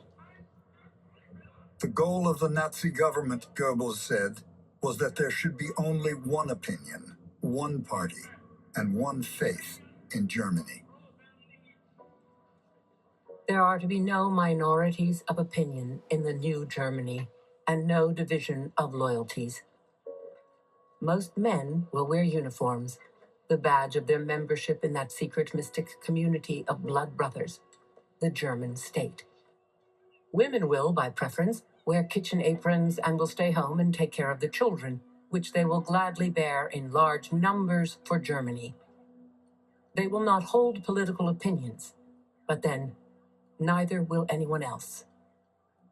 Dorothy Thompson, Saturday Evening Post. Hitler had written his book Mein Kampf in prison. And when he was released after only a short sentence, and after the ban had been lifted on his National Socialist Party, which deemed the Nazis, Hitler and his followers sort of go back at it. And the Nazis recruit and they organize and they produce a newspaper to spread their message. And while they are downplaying some of their more extreme goals, they offer some simple solutions to some problems that Germany is having at the time. And they exploit on people's fears and emotions and things they're frustrated with. And so when it comes time for the election, there are tons of parties and tons of splinter groups all vying for votes. And Hitler was very charismatic in his campaigning. And the Nazi Party gained very broad support, including a lot of the middle class. So it's important to note here that the Nazis never received more than 38% of the vote in a free national election. And so no party in this election was able to win a clear majority. And so Hitler was not elected to office and he did not have to seize power. Instead, he was offered a deal. And so in January of 1933, the president, Paul von Hindenburg, offers Hitler the opportunity to serve as chancellor in a coalition government. And they were, the Nazis, of course, were thrilled. So 1 month later, when arson gutted the German parliament building, Hitler and his coalition partners seized their chance. And they exploit on all of these widespread fears that they've instilled. And they blame the communists for the fire and declare emergency rule. And so President Hindenburg signs a decree that suspends all basic rights and constitutional protections, providing the basis for arbitrary police action. So you can see here, Hitler's first address is followed by his instatement of this enabling act. And under this emergency decree, the government targets political opponents, and they could be terrorized, they could be beaten, they could be held indefinitely. And so they establish these concentration camps, which we know have a later use. But Germans just feel like something's being done. They're being watched after, and they've really just been fed so much propaganda. So Hindenburg remains actually president until he dies in August of 34. But when Hindenburg is gone, Hitler gets buy-in from the army, abolishes the office of president, and declares himself Führer and Reich Chancellor. And so he is leader of the nation, head of the government. There was no authority above or beside him. And immediately, the armed forces have to swear an oath of allegiance to Hitler, as well as all civil servants, including teachers and police. So again, not any sort of constitution, not government, but Hitler himself. And so I mentioned, I believe, the Treaty of Versailles, which is sort of the penalties for war crimes of World War I that were imposed upon Germany. Well, one of the things that had happened was that a substantial portion of German land had been taken away from them. And one of Hitler's main goals and blamings of the Jews was that they had caused this to happen by being subversive. And so he wants the land again. And so one of his first acts is not only to increase military strength, but also which was against the Treaty of Versailles as well, but to annex Austria. And so to gain that land back. This occurs with something called the Anschluss, and this happens right after Hitler is made chancellor. He annexes Austria by sending in his troops. And they quickly not only take over, but they also implement all of the anti-Jewish rhetoric and laws and regulation that they're imposing on the Jewish people in Germany, and really want to create this atmosphere of hostility towards the Jewish population. So this is really a disaster for Austrian Jews. Within 1 year, the Nazis achieved in Austria what it had taken them 5 years to carry out in Germany. An initial warning sign of 1938 came in mid-March when Germany annexed neighboring Austria, an act known as the Anschluss. Within hours, an explosion of violence engulfed the Jewish population in Vienna. It spread throughout Germany in the following months, accompanied by new anti-Jewish legislation. So now we see panic among the Jews in Austria. And so once the Nazi army has come in and laid down the law and implemented all of those things that they brought with them from Germany and annexed Austria into Germany, many Austrian Jews are attempting to get out of the country while they still can. And so they're standing in long lines to do this. They have to obtain exit visas in order to leave. In addition, they have to pay large sums of money. They are also required to pay taxes and additional fees, not to mention they have to be approved to be able to leave. So this is, a big hubbub. And then when they are able to get the chance to leave, they meet some issues with immigration. So it was very difficult for Jews to seek refuge in the United States and almost any other country. This boat here is called the St. Louis, and it departed from Hamburg, Germany, in 39. This is an example, to sail to Cuba, for most of the passengers being Jews to escape. And when they arrive, they find that Cuba has denied them entry.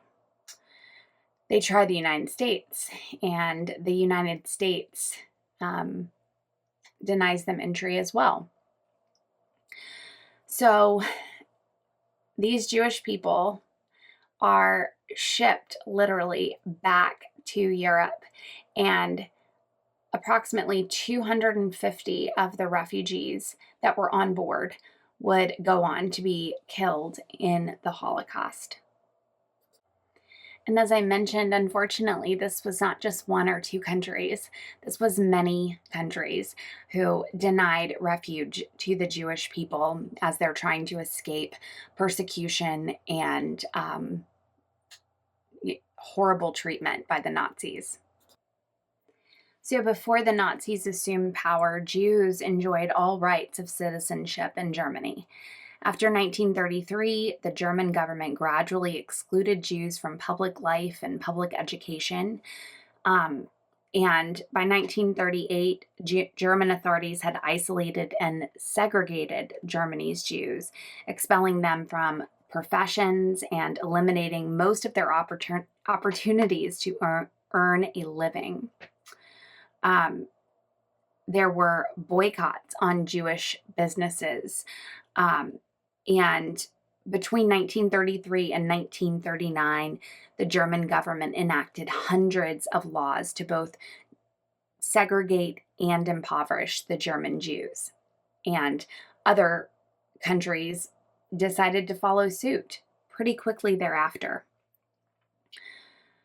The goal of the Nazi propaganda was really to demonize Jews and encourage Germans and the rest of the world to see Jews as dangerous outsiders in their midst. As soon as August of 1933, the Nazis open the Mauthausen concentration camp in Austria. So this is the first in Austria, and this expands this whole concentration camp system that had started in Germany.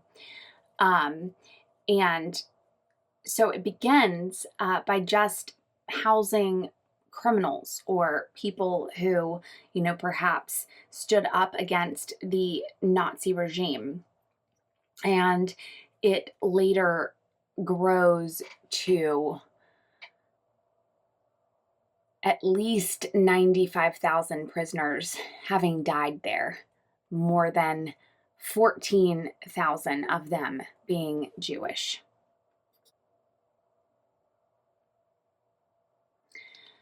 So next we see the law come into play for Jews being required to bear Jewish names. And so German and Austrian Jews both, if they did not have what were considered to be recognizably Jewish names, they're required to adopt the names Sarah or Israel. And this is a law, and it really serves not only to isolate, humiliate, and segregate the German people, but also to make it that much easier for the Nazis to determine who was Jewish, really at first glance, and this really builds and grows. You have a central office for Jewish immigration open now within Vienna, and these are to streamline Jewish immigrants from Vienna out. Again, they have to pay this exit fee.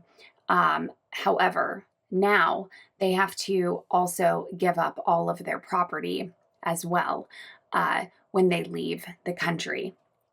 So this takes things to a whole new level. So in the end of October, the Nazis decide to deport 18,000 Jews who have Polish descent and live within Germany.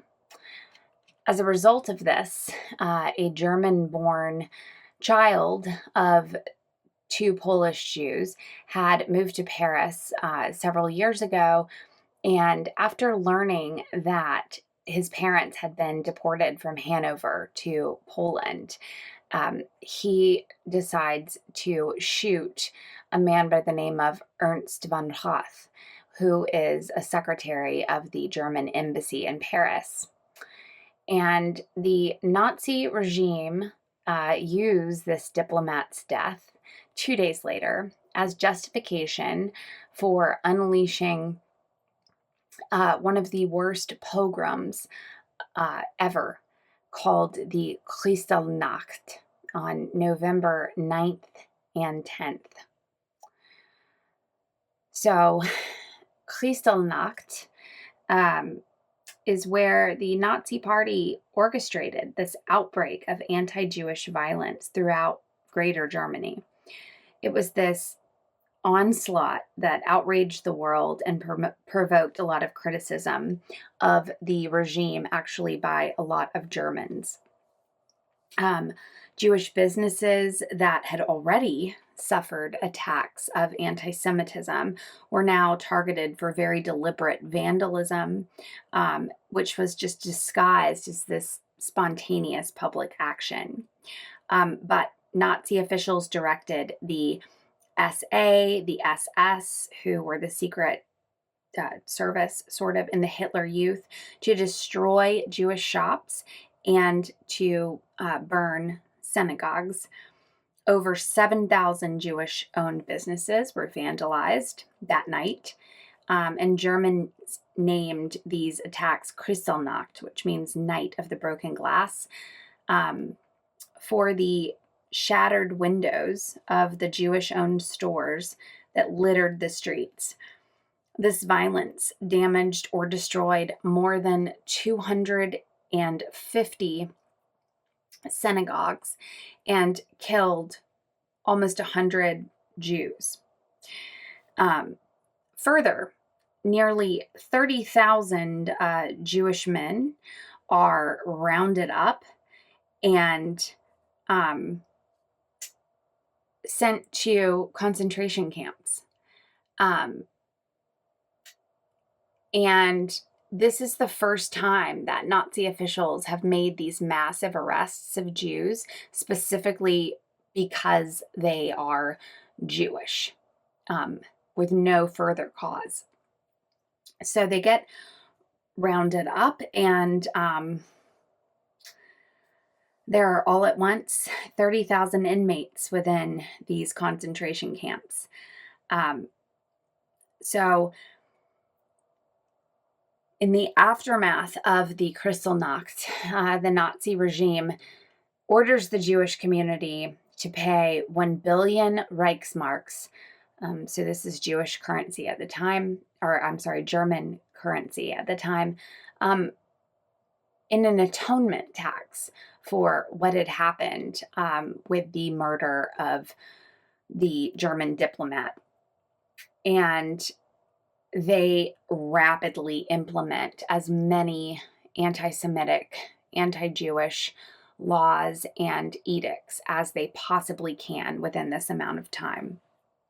So things start really piling up on the Jewish people.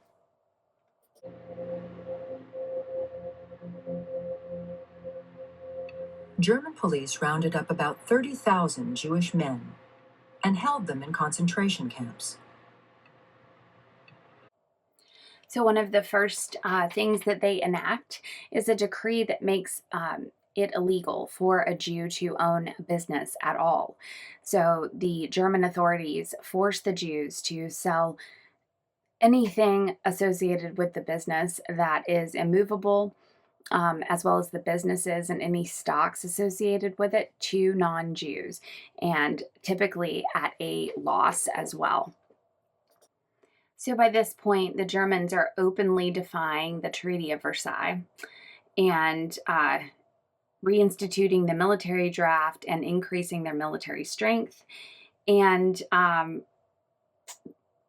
in September of 35, they gather in Nuremberg, and new race laws are introduced by Hitler and read out loud by the parliament president, Hermann Göring. German citizenship is restricted to persons of German or kindred blood. Marriages between Jews and citizens of German or kindred blood are forbidden. The Nazi regime really aimed to create a racially pure Germany whose so-called superior traits would make it ideally suited to rule over the entire European continent. And Nazism taught that racial struggle was this driving force in history. Superior races had to battle inferior races, or they would be corrupted by them.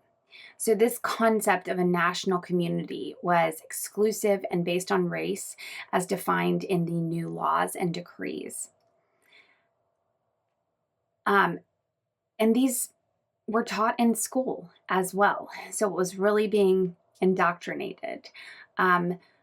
Certainly, in addition to the Jews and the Roma, the Slavs, anyone who had mental or physical disabilities was designated unworthy of life.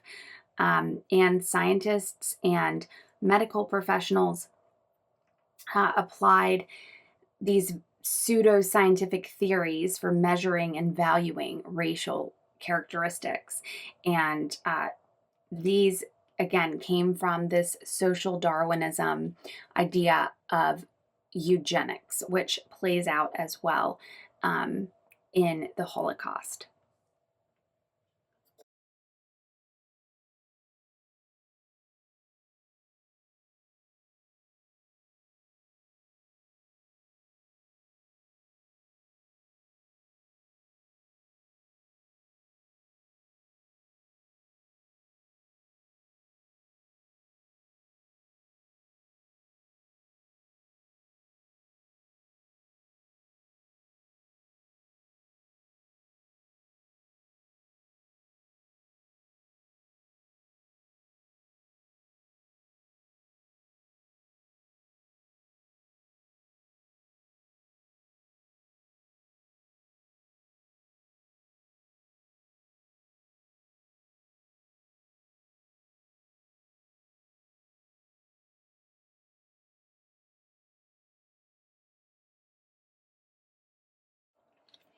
So with the Kristallnacht and the Nuremberg laws in place and the laws and edicts that follow, Hitler's final solution is really moving on full steam.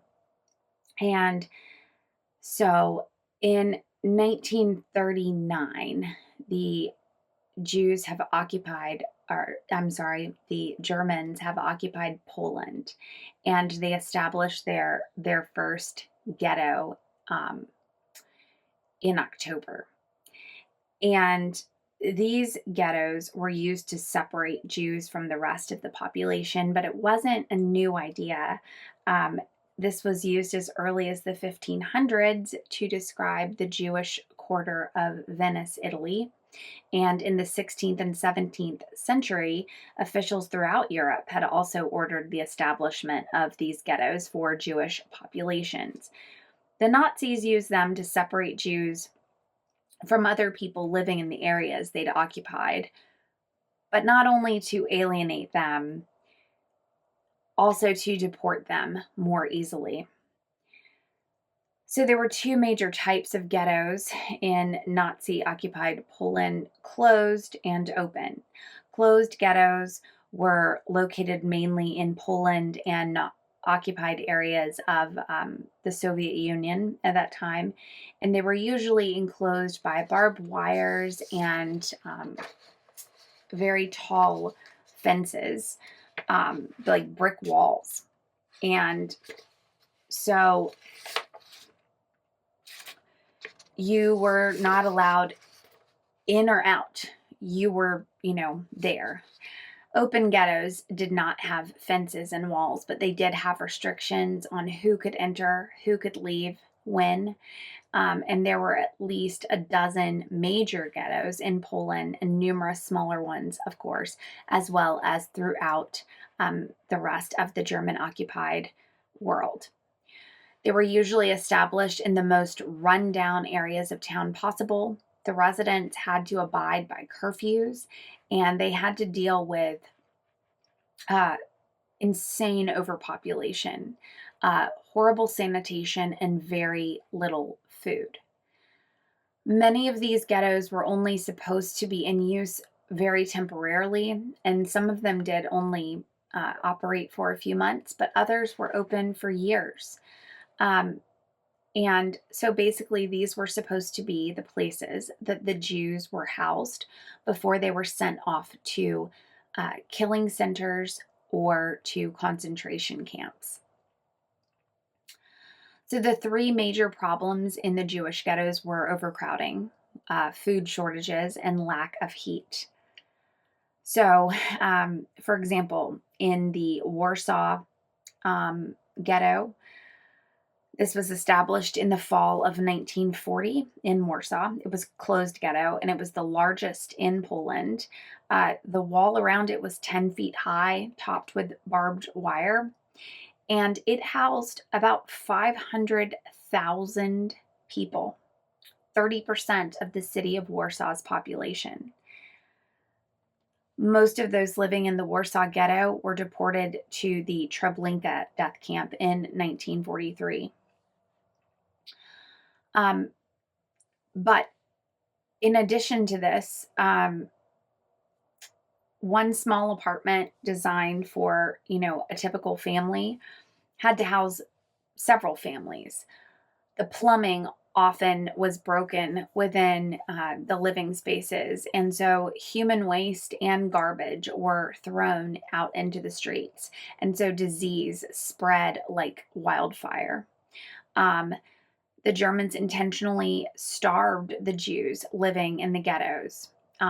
It's estimated that, like in the Warsaw ghetto, on average, people were given between 180 and 300 calories a day.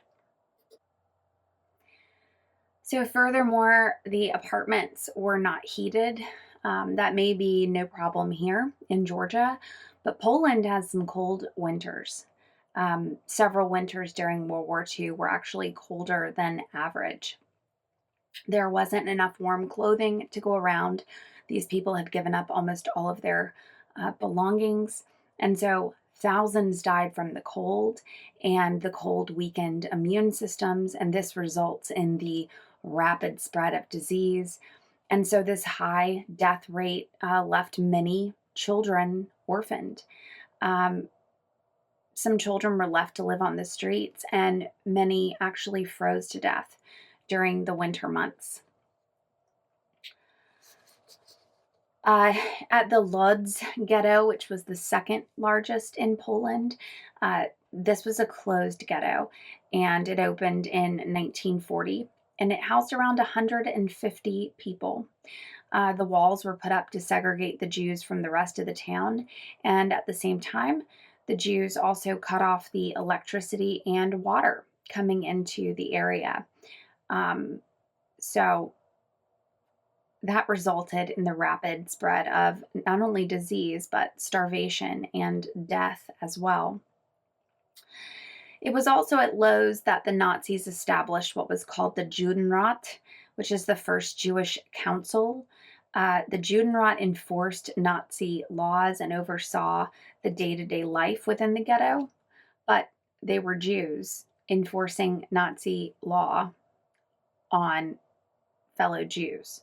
So You can imagine that this went a long way in separating these people from the rest of the Jewish community in the ghetto.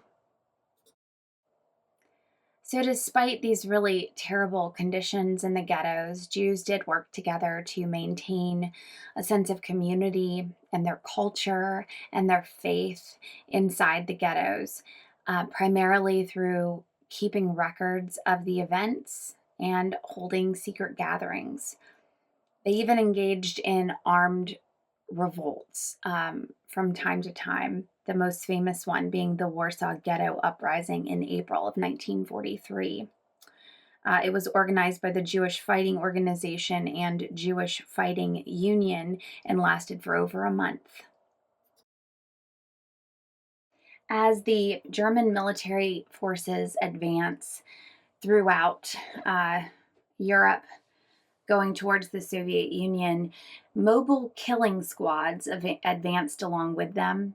The German army, the military SS, and the German police units took an active part in what were authorized mass murders.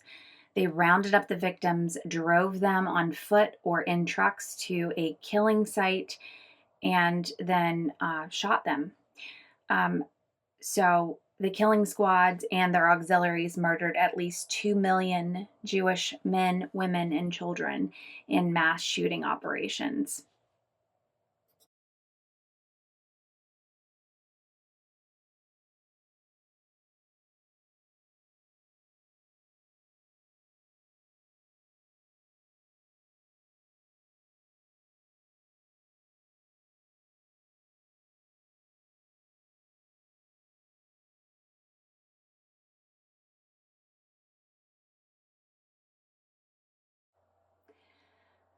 So prisoners were transported to the concentration camps in a number of ways, but usually by train, sometimes by foot if the camps were relatively close to the original destination, occasionally by truck.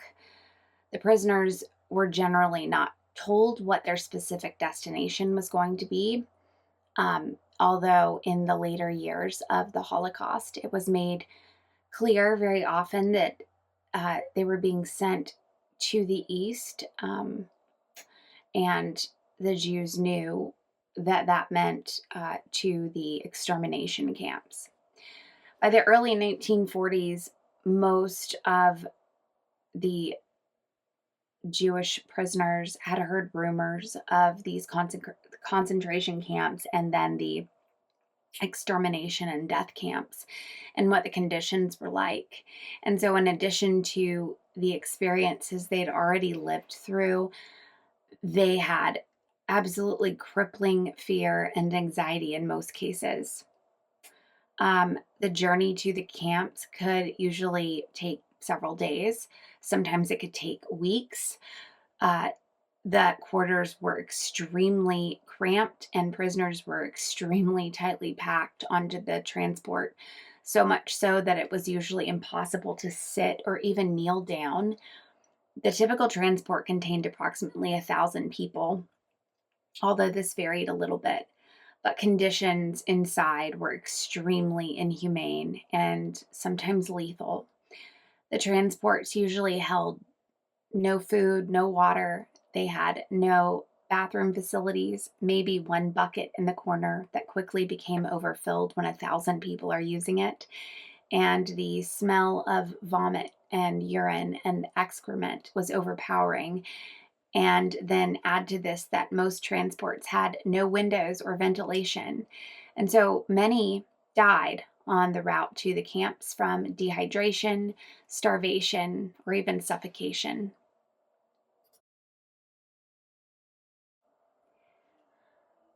The concentration camps were where the Nazis carried out some of their most horrible plans to commit genocide and kill millions of innocent people. The term concentration camp actually means a camp used for imprisonment under harsh conditions with no regard for either law or human decency.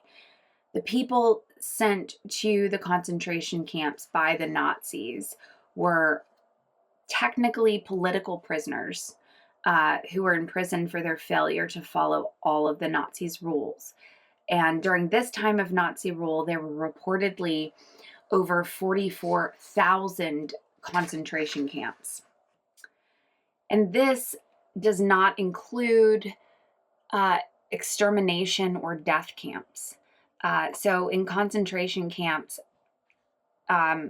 particularly towards the beginning of the Holocaust, Jews and prisoners were not necessarily murdered there, but died based on the conditions of the camp.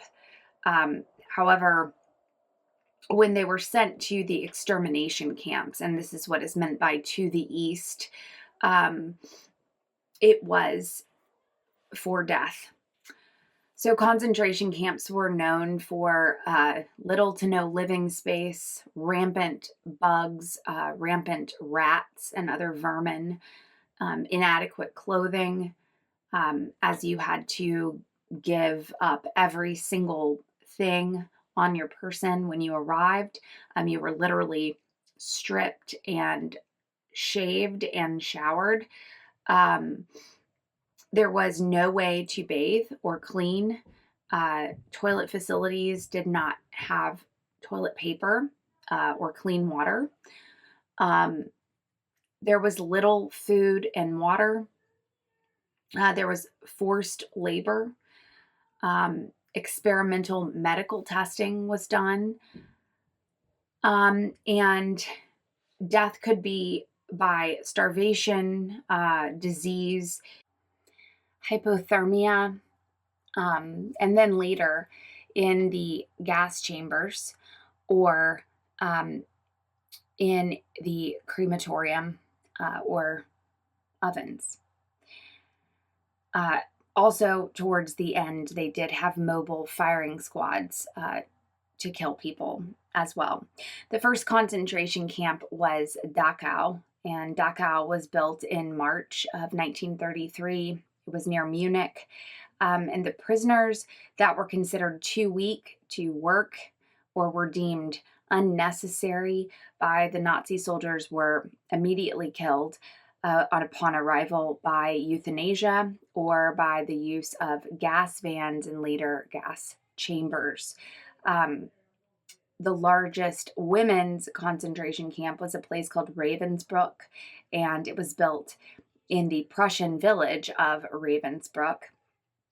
In 1941, a men's camp was added to that, and in 1942, a children's camp was also added there.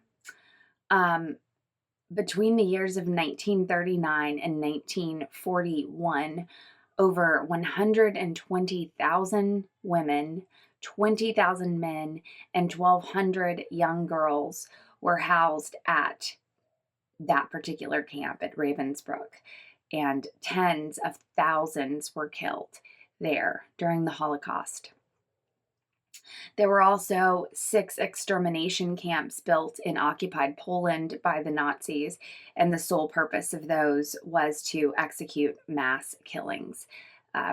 These were Chelmno, Belzec, Sobibor, Treblinka, Majdanek, and perhaps most infamous, Auschwitz-Birkenau.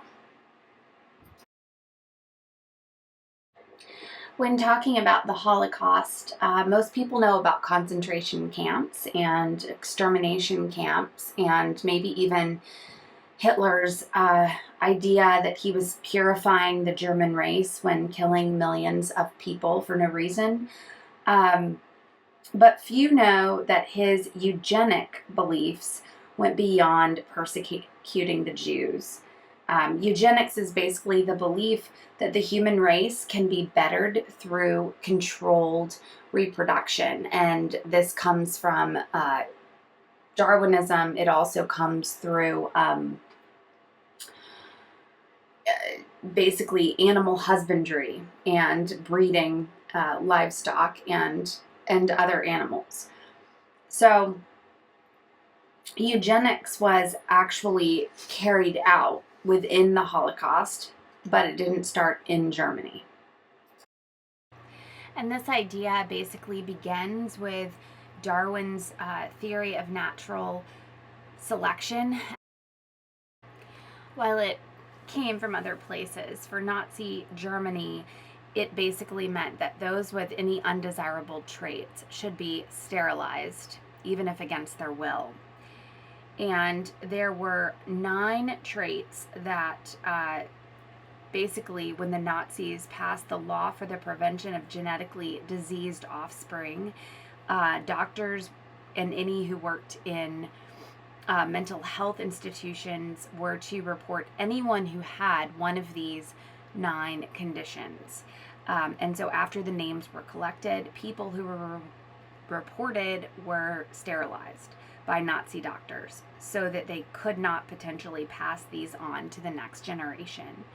Prior to World War II even starting, between 300 and 400,000 men and women were sterilized by the Nazis. So by 1944, the Nazis knew that their situation was deteriorating, and they began to try to kill and evacuate any prisoners from concentration camps that were left over. So death marches helped to ensure this. Concentration camps were filled with people from Germany, Poland, France, and any German-controlled territories or allies of Germany. The Nazi regime really tried to keep this mass genocide that was taking place a secret because they knew that someone would try to stop them from executing their plan if they were found out. So there was an underground resistance of citizens who knew what was happening, mostly because their families had been taken and imprisoned or killed. And so they were working to stop the atrocities of the Holocaust. And there were many underground resistance groups who tried to fight back. One of these would have been the Danish rescuers, who took over 7,200 Jews to safety via a boat headed toward Sweden, who was neutral in the war.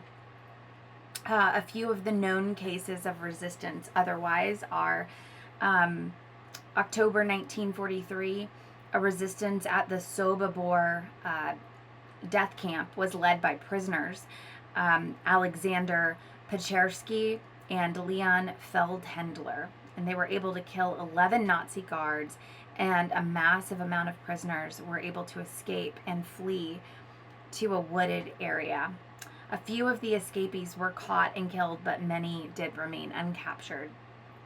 In May of 44, a woman by the name of Marianne Cohn was captured trying to smuggle 28 Jewish children from France to Switzerland. She was tortured and eventually beaten to death, but she never gave up the resistance group that she worked with, and all 28 of those children survived the war because of her bravery. And in September of 1945, an organized group got together and killed a Nazi commandant by placing a bomb under his car. So there were those who stood up.